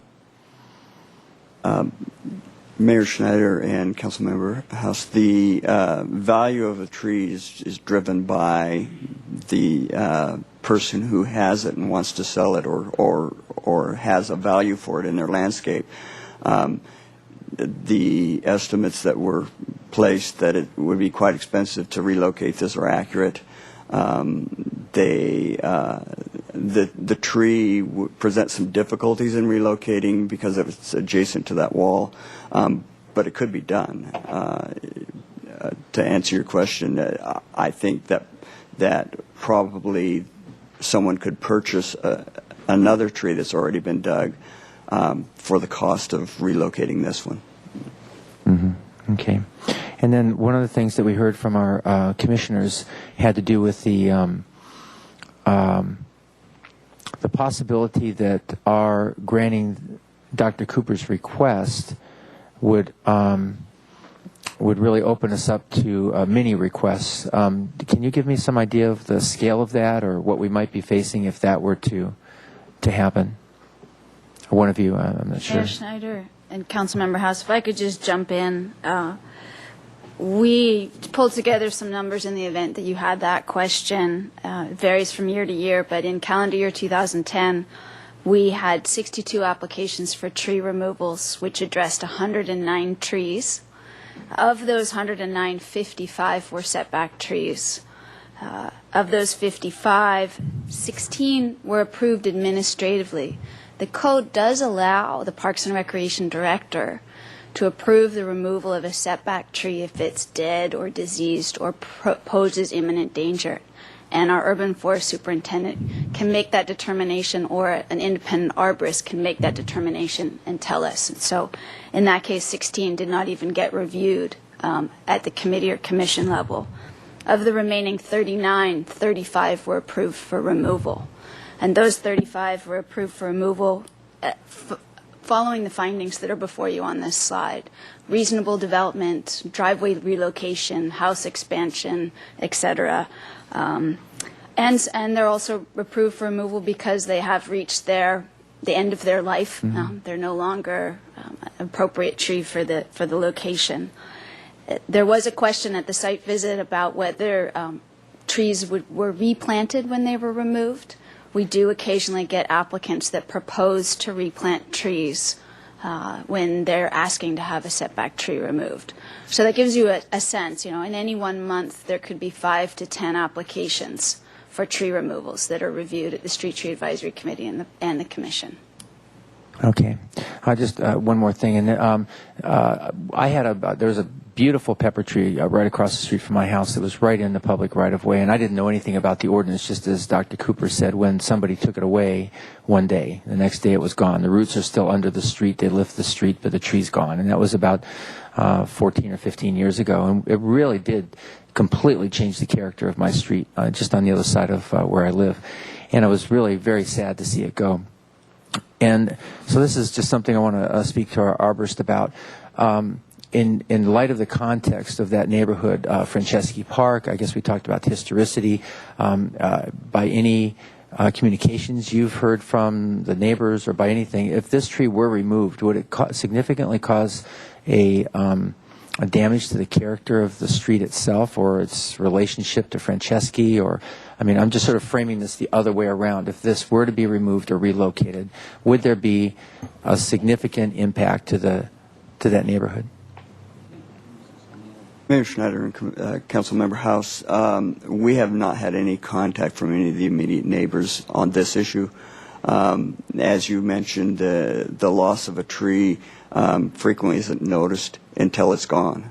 And so, in my opinion, a tree of this size being removed in any neighborhood is an impact on the neighbors.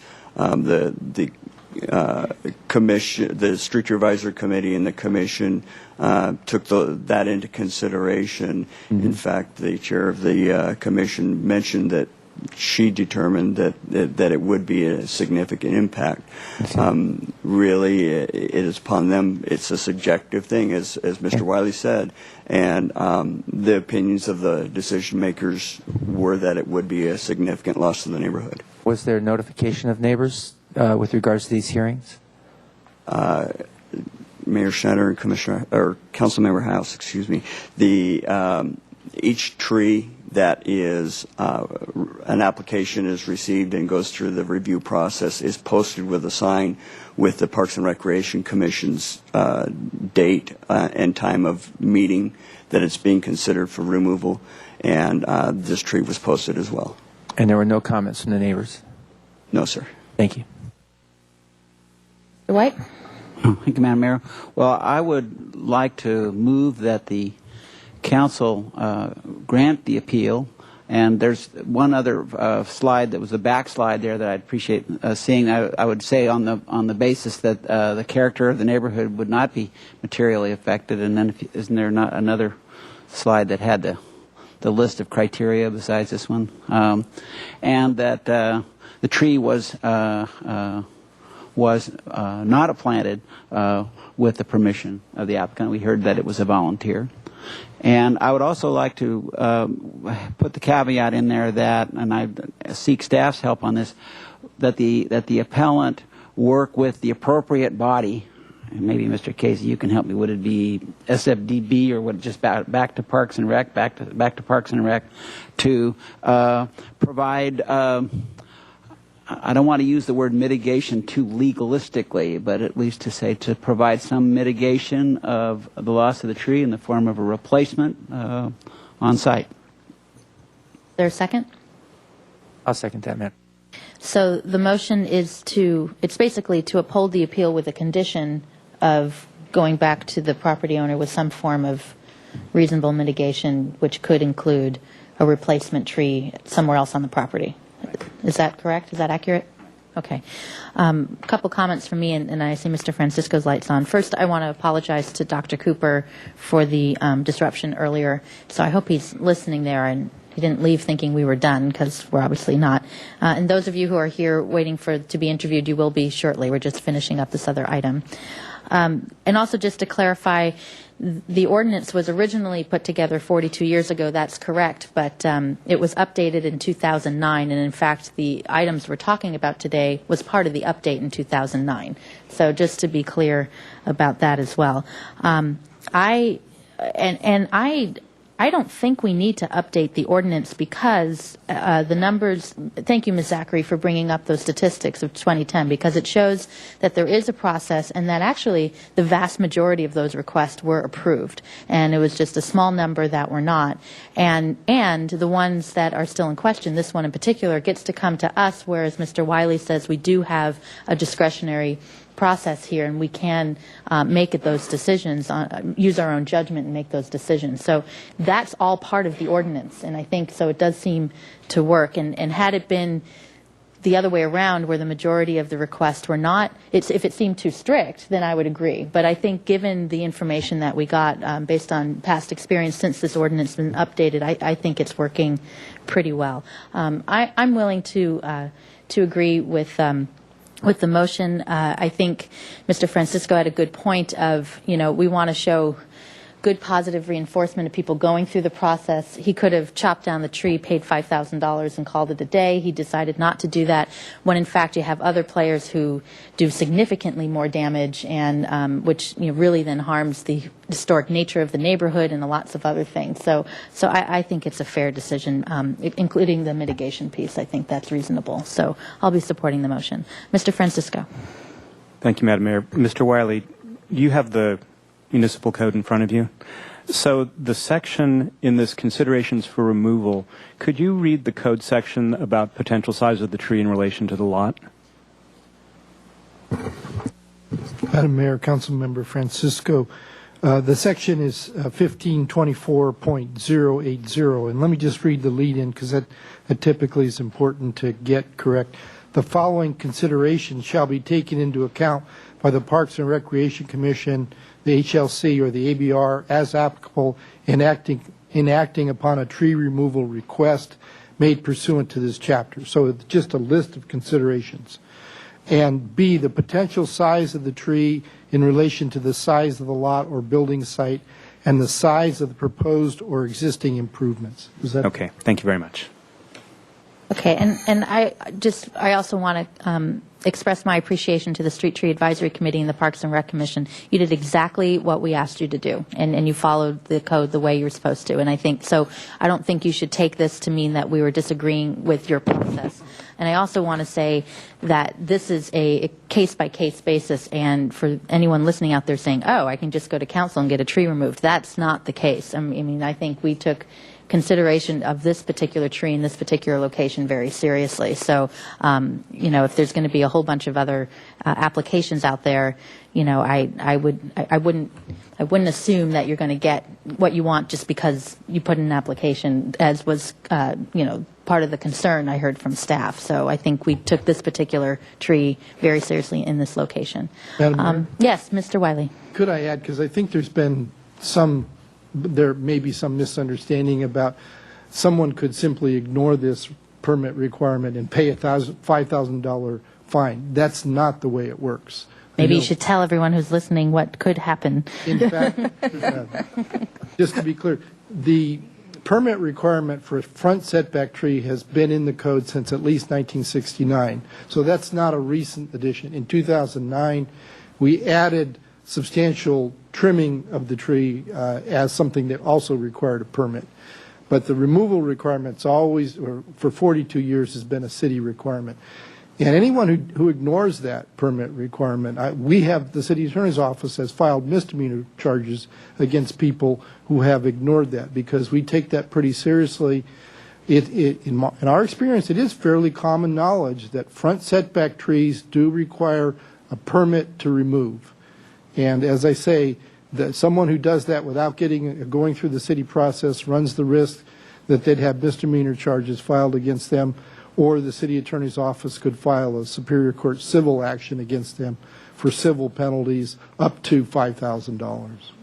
Thank you for that clarification. Mr. House, you have your light on? Yeah, just I'm glad you mentioned it, but I really want to be strong about this. I wouldn't want our Street Advisory Committee or Parks and Recreation Commission to do anything different than they did this time, now or in the future. I think you have vetted this properly, appropriately, and I also agree with the mayor that I don't think we need to change this ordinance. I think it's just properly done, and we've got ourselves in the right spot today.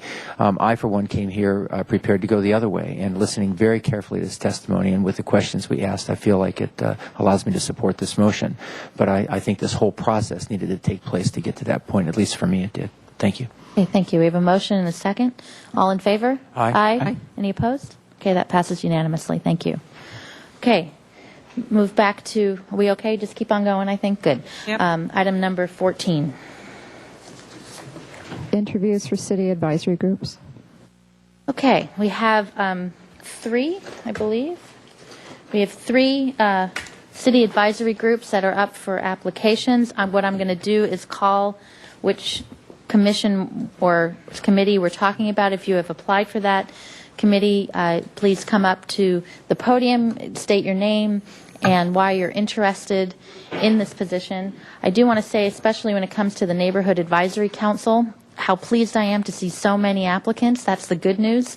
The bad news is that we got a tough job ahead of us in finding 13, finding out of way more than 13 applicants, 13 slots to fill. So I want to thank you for applying, and please don't feel like you're taking anything personally. If you're not appointed, there's some great interest in here and a great variety of expertise. So I do appreciate that. I'm going to do the other ones first. Just the Fire and Police Commission. It's Diego, you are here, right? And if you want to do both this one and the Neighborhood Advisory Council in one shot, you're welcome to. So why don't you come on up?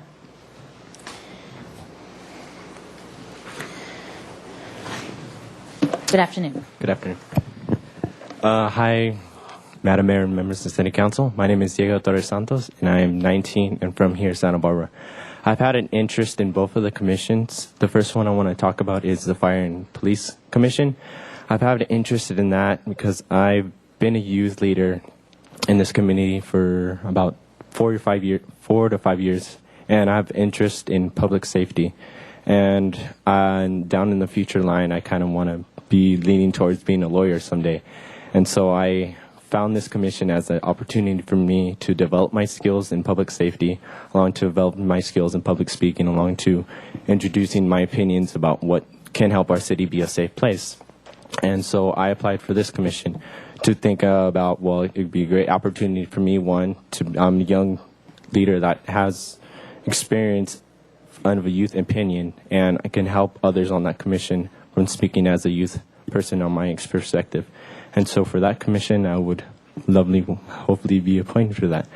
And to work with the Neighborhood Outreach Services Commission, I found it that when I was on part of the youth intern and the Parks and Rec Commission, I found it that it was a great opportunity for me to get connected into my community and to learn the new development of the outreach services, the neighborhood outreach services, how it developed with team programs and all the other city advisory boards. And so for this to be an opportunity, a new page, it would be a wonderful opportunity for me to experience this and to be part of it and to express my opinions and to also give whatever changes to that board or whatever board to work with all the other new members to form a certain great Santa Barbara. And so there I leave it for you guys, and thank you for this time. Thank you. Any questions for Mr. Santos? Torres Santos. Great. Thank you very much. Thank you. I'm going to move over to the Rental Housing Mediation Task Force. Is Meredith Furman here? Or yes, come on up.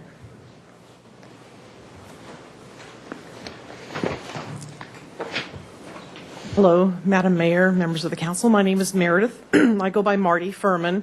The reason I'm interested in serving on this volunteer task force is because I've been a property manager in this community for 30 years. Actually 20 years, 10 of which when my husband took a job in Las Vegas, I went there and did the same thing there for 10 years and then came back and was rehired by my employer. I feel At this point in my life, I've never been one who's been a large volunteer person, never put myself out there, but I feel that this is a function that will be something that I can provide a lot of experience and knowledge, and I care very much about my community. I was born and raised here, and feel it's time to start giving back a little. Great, thank you. My Any motivation. questions? No, thank you very much. All right, thank you. Okay. All right, moving on to the Neighborhood Advisory Council, which is the rest of you. I'm just going to let you come on up, whoever wants to come first, second, third, and just state your name and go from there. Sebastian, come on up. Hey, I'll be first. Hello, Madam Mayor, City Council. Good afternoon. Hello. Okay, I'm just going to read You it. could state your name, though, so we can... Sebastian Aldana Jr. Great. Okay. Okay, I have served on the Franklin Center Advisory Committee for about 3 years. I am very proud and enjoy being part of a committee that helps make neighborhood health and safety improvements, such as CDBG projects. Most recent was a Cabrillo Ball Field. Right now there's a new Franklin Teen Center, which is under construction, a remodeled kitchen at Franklin Center, improvements at Ortega Park, and some curb cuts along Aliso Street. I also help promote the Adopt a Block program to residents and businesses. I recently helped the Santa Barbara Youth Art Alliance adopt the Milpas corridor, and they adopted the whole corridor from Caño Perdido to the beach, which is great. They took a step further. And also help assist neighbors and businesses with their concerns. I am born and raised here, and I feel I'd be a good team player to improve the town that we love so much. So with all that being said, I appreciate your vote. Thank you. And thank you for your service on the Franklin Advisory Committee. Any questions? No, thank you very much. Please. Thank you. Okay.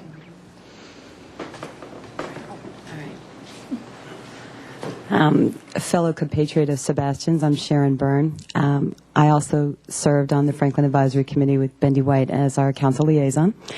And I served on Franklin as an at-large member. In other words, I didn't live in the East Side neighborhood. I actually lived in West Downtown. In that particular neighborhood, I worked a lot with Mayor Schneider to get streetlights in along Haley, which is kind of a bit of a dark hole right at the bridge area on Delavina. And we've also worked a lot to clean up and improve that neighborhood and put in a neighborhood watch. Because my neighborhood and the Franklin area shared similar concerns, and I was doing some advocacy work on the East Side, the Franklin committee members asked me to apply as an at-large member, and I did, and I got the chance to serve with them last year, and it was a great experience. One of the things that we did that was probably a little out of our purview, but again, it was under a lot of encouragement from Councilman White, was to tackle some of the social issues in the neighborhood. In other words, we did do, as Sebastian articulated, we went after CDBG grant money and RDA money, some of which we have to defend actually this Thursday, to make neighborhood improvements, to make the East Side much more livable. To Ortega Park is one of the areas that we worked on. Also, some of the sidewalks in the RDA zone along the beach was part of our project area. But we also tackled some very serious social issues, and my understanding is that one of the great things that could come out of the Neighborhood Advisory Council is that it would have more power to tackle those issues as a larger citywide group than the advisory committees previously had. The resolution that passed advisory committees did not really permit for that. So that's exciting. And I understand that there's some need on the new advisory council for continuity, for people that understood the block grant process and understood how the advisory committees worked and functioned to help transition this new structure so you're not starting all over from scratch. So I'd be very interested in applying from that perspective. Thank you. Thank you, and thank you for your service.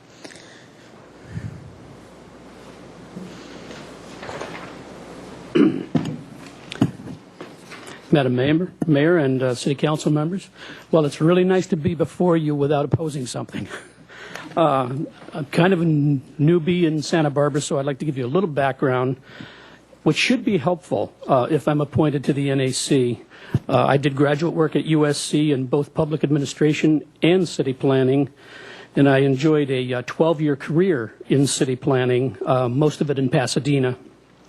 In the private sector, I've had real estate development experience building residential projects, and at the corporate level, with Parsons Engineering, I coordinated large housing projects for a new industrial city.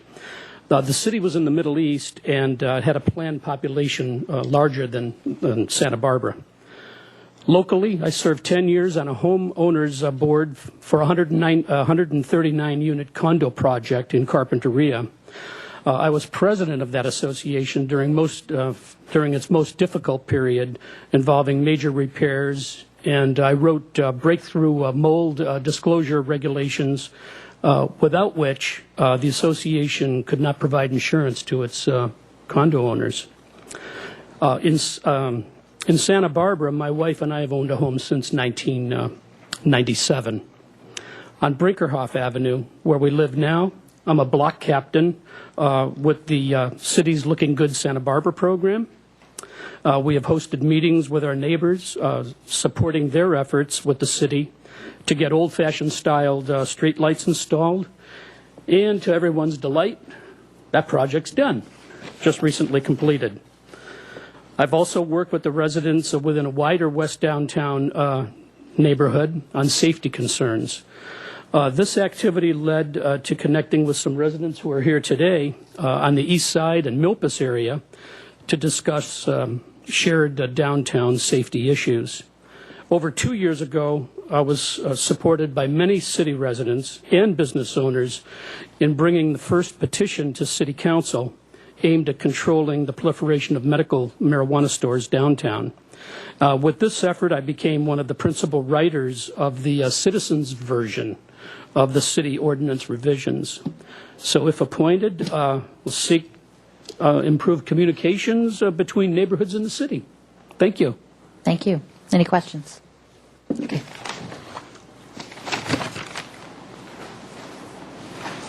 Good afternoon, Mayor Schneider and council members. I'm Bonnie Raisin.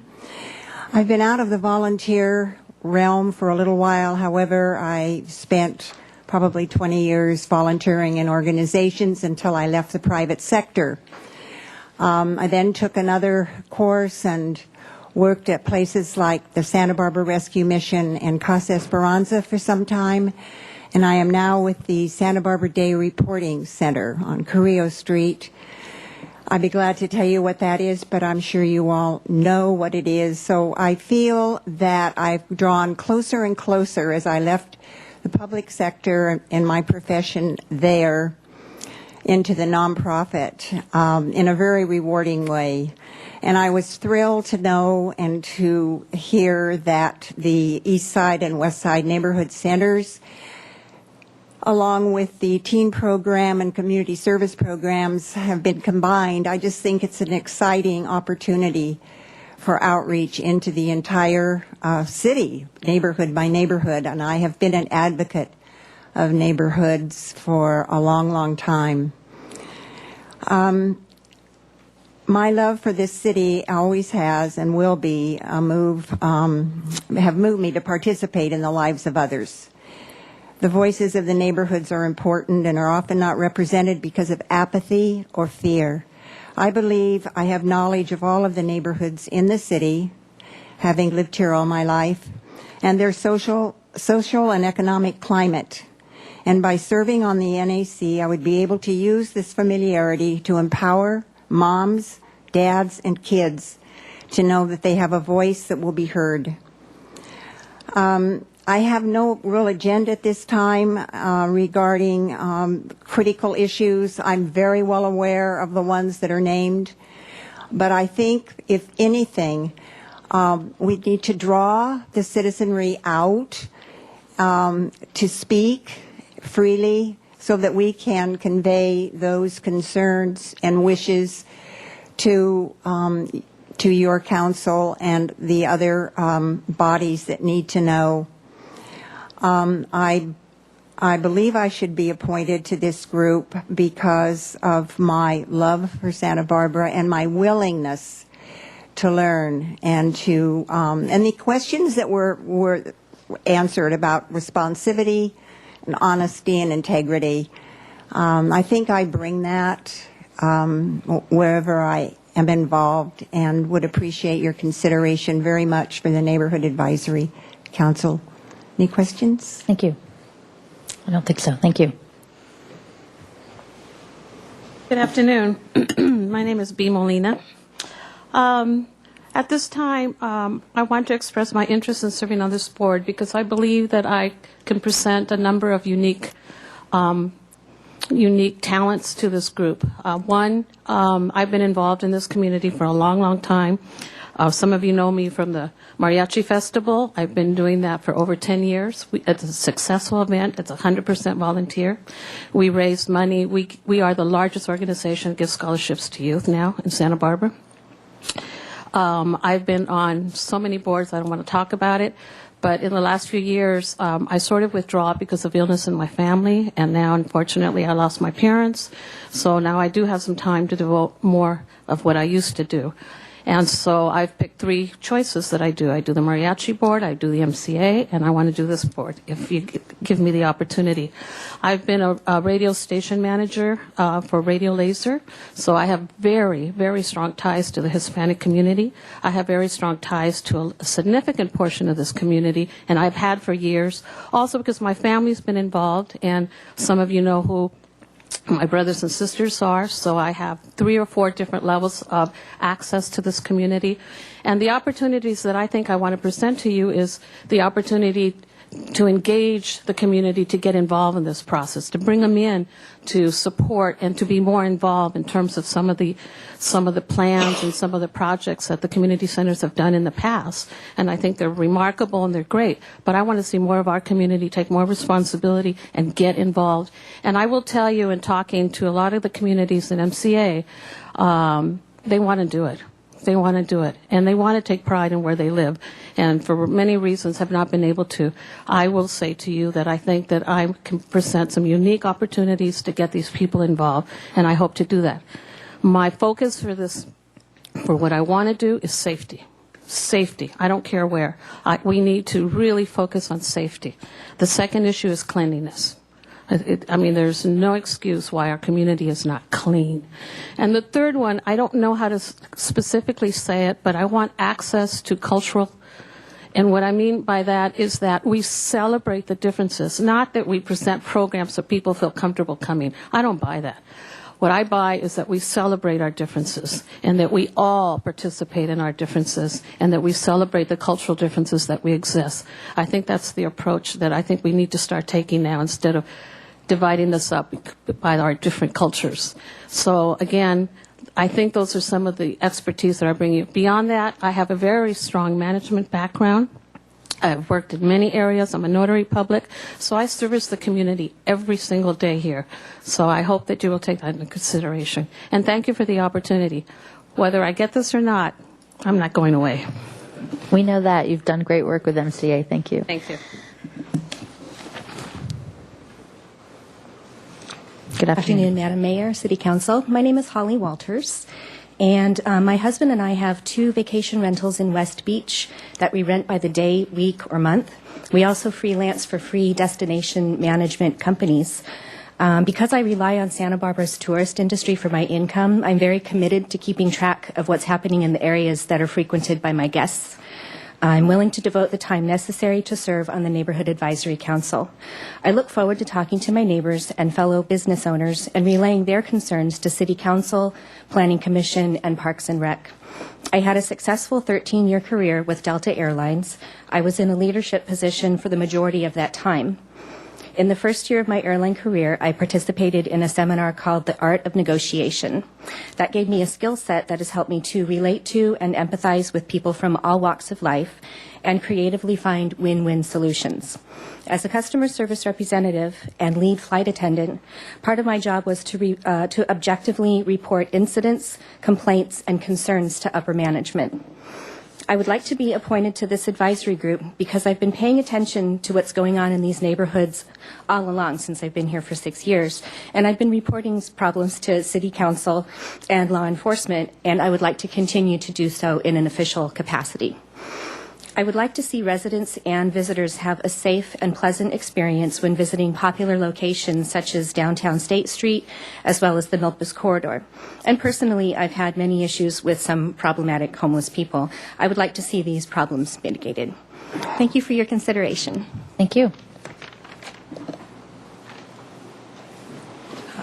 Madam Mayor, City Council, My name is Naomi Green, and I've been currently serving on the Franklin Center Advisory Committee.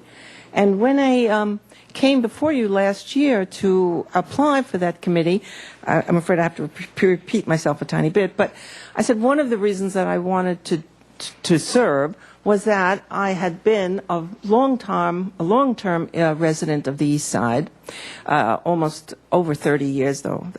I hate to say it, but over almost 30 years now. And that part of the reason I stayed there, and part of the reason I like the East Side so much, is that I was very committed then and now to the idea of neighborhood, of a place where you could walk around and feel safe and know people, and the frequent local shops. And to some extent, over the years, I've been dismayed, as has everybody else, by some of the problems that have arisen in the neighborhood. And of course, some of the problems, many of the problems, are not local. In other words, they transcend a local, they go way beyond local problems. But there are, at some point, to some degree, local solutions. And I was very glad then for the opportunity to serve on the Franklin Center Advisory Board, because I think it did. For me, it was an eye-opener, because I saw mechanisms by which you can identify problems, try to solve some of them, make improvements to the neighborhood. And the other reason I thought it was very interesting is through my work there, I met more people from the neighborhood, and you see what a real concern so many residents have for the neighborhood, for the places where they live, for cleanliness, for safety, for all those issues. And so it was, I realized that the mandate of this new committee is different, though I'm not exactly sure how, and I guess it will only take shape when the committee actually is seated and begins to discuss these issues. The mandate is different, broader, because we're now thinking about neighborhoods in a different way, and we're thinking about the city in a different way. But I think it could be very challenging and very interesting, and force us to reconceptualize certain issues. And for all those reasons, I would very much appreciate the opportunity to serve once again. Thank you. Thank you. Ms. Green, I don't see your name on our list, so we're going to have to check with the city clerk's office to make sure your application got through. It was an email application.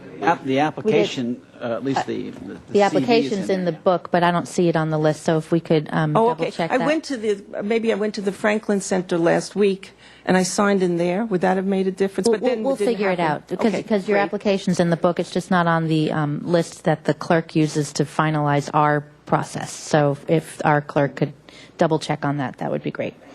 Thanks. Okay. Madam Mayor, City Council, great to be in front of you again. It was a privilege running for City Council earlier, whatever I was doing. And I learned a lot. And Frank said, hey, come back, run for, go on a council. I said, no way. But so some reason I'm back, and I think I can still offer some kind of help and also learn a lot by being here. So one of the things I would do is to reach out. I mean, you can't be everywhere, right? Everybody thinks you're supposed to be everywhere in the city, and I don't think you can be and know everything that's happening. And I think this is a great thing that you've done, is to make this council. So I want to work with this. I want to get some interns to work with me and go out into the field and help them learn about our community and what they can do to help our city too. So that's one way of not just using the 13, but using more people, interns. I just had an intern, and she was amazing. It didn't cost a thing, so, and she learned a lot from me. So that's one thing I would do. Another thing is I teach nonviolent communication, compassionate communication. I'm a mediator, and I tried to bring this to the city, through the Parks and Recreation Department, and they said no. And this is something that I don't understand, because we want strong families. We want strong teenagers. And I think bringing these classes to the families will make our community more safer and more easier to get along with people. So I'm really surprised that happened, and there's nowhere, except for maybe adult education, that people can go to get some kind of more learning about how to raise families and how to communicate with their kids and their children. So this is something I would really like to work on, of getting more classes into our city. So, thank you. Thank you.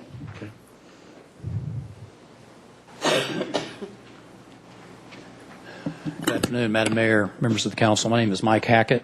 I'm applying for a position at-large member on the Neighborhood Advisory Council. My wife and I moved here 8 years ago from Tulsa, Oklahoma. I was an attorney there for 20-plus years, and one of the kind of like niche markets that where I represented a lot of clients was in the homeowner association, neighborhood association area. I had about 40 or 50 homeowners associations that me and my small firm represented. So I've spent a lot of time in people's living rooms, listening to them about what their issues are, discussions about protecting their most precious asset, their home, commercial development, type issues.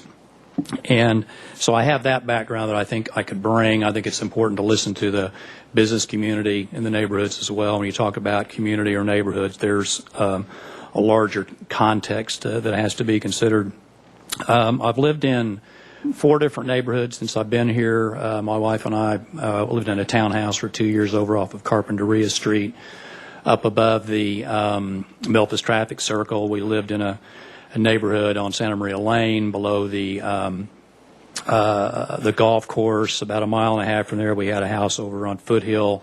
I've been involved in the real estate process a little bit, so we've kind of moved around, and recently we've moved over on Verde Vista, which is over near State and Alomar. So I think it's important. You all can't cover all the bases. You don't know what's going on in all parts of the community. I think that this council has the opportunity to kind of be your eyes and ears, liaison to staff to identify issues, because those can vary from neighborhood to neighborhood. I served 2 years on the Creeks Advisory Committee. The second year as chair of the Creeks Advisory Committee. I left because I went to work as a staff assistant for Mayor Bloom, dealt with a lot of constituent issues, learned a lot about city programs, had a brief stint as a staff member for a former assembly member, so I learned a lot about the state programs, work in the county's office of long-range planning. I'm currently working as a project consultant in energy efficiency and renewables projects. So, I've served on worked with Mayor Snyder, as a matter of fact, on the 10-year plan to end chronic homelessness, so I'm familiar with some of the homeless issues here. So I kind of view myself as someone who could be a resource to this council, this new council. I've tried to do a little homework about it. I talked to Sarah Hanna in Parks and Recreation. I've talked to Don Olson, visited with former Assemblymember Horton to try to get some perspective here, and I think I could be a resource to you and help identify and help formulate some solutions to the issues that come out of these individual neighborhoods, and I appreciate your consideration. Thank you. Thank you.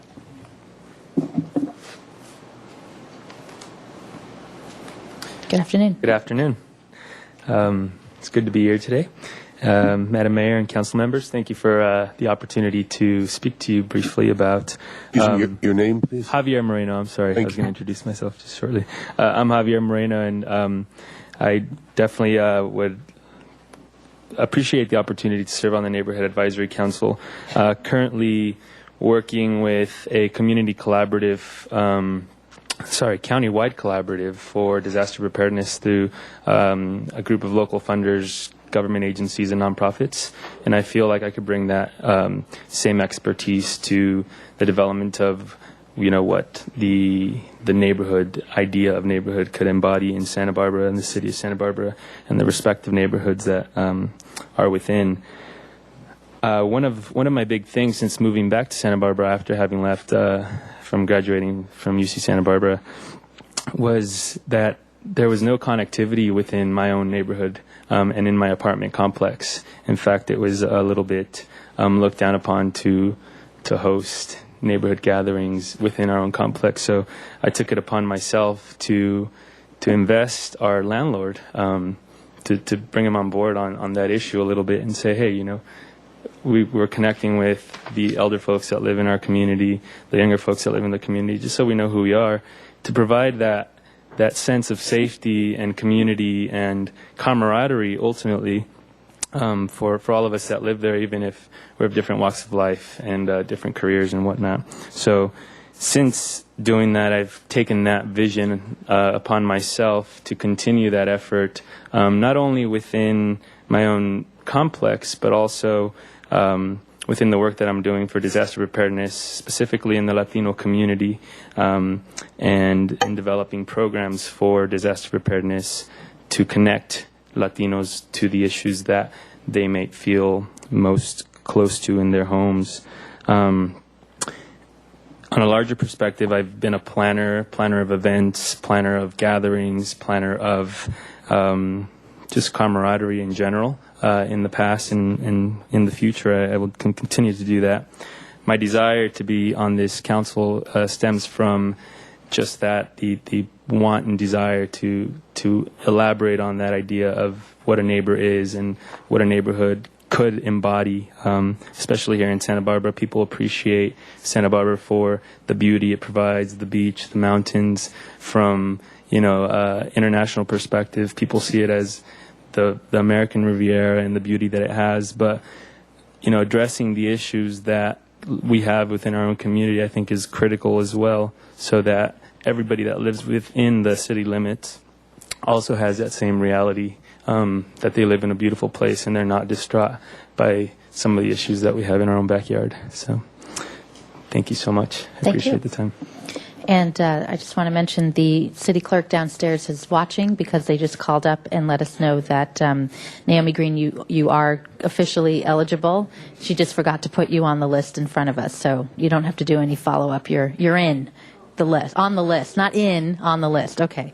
So anyone else? Any other? Come on up.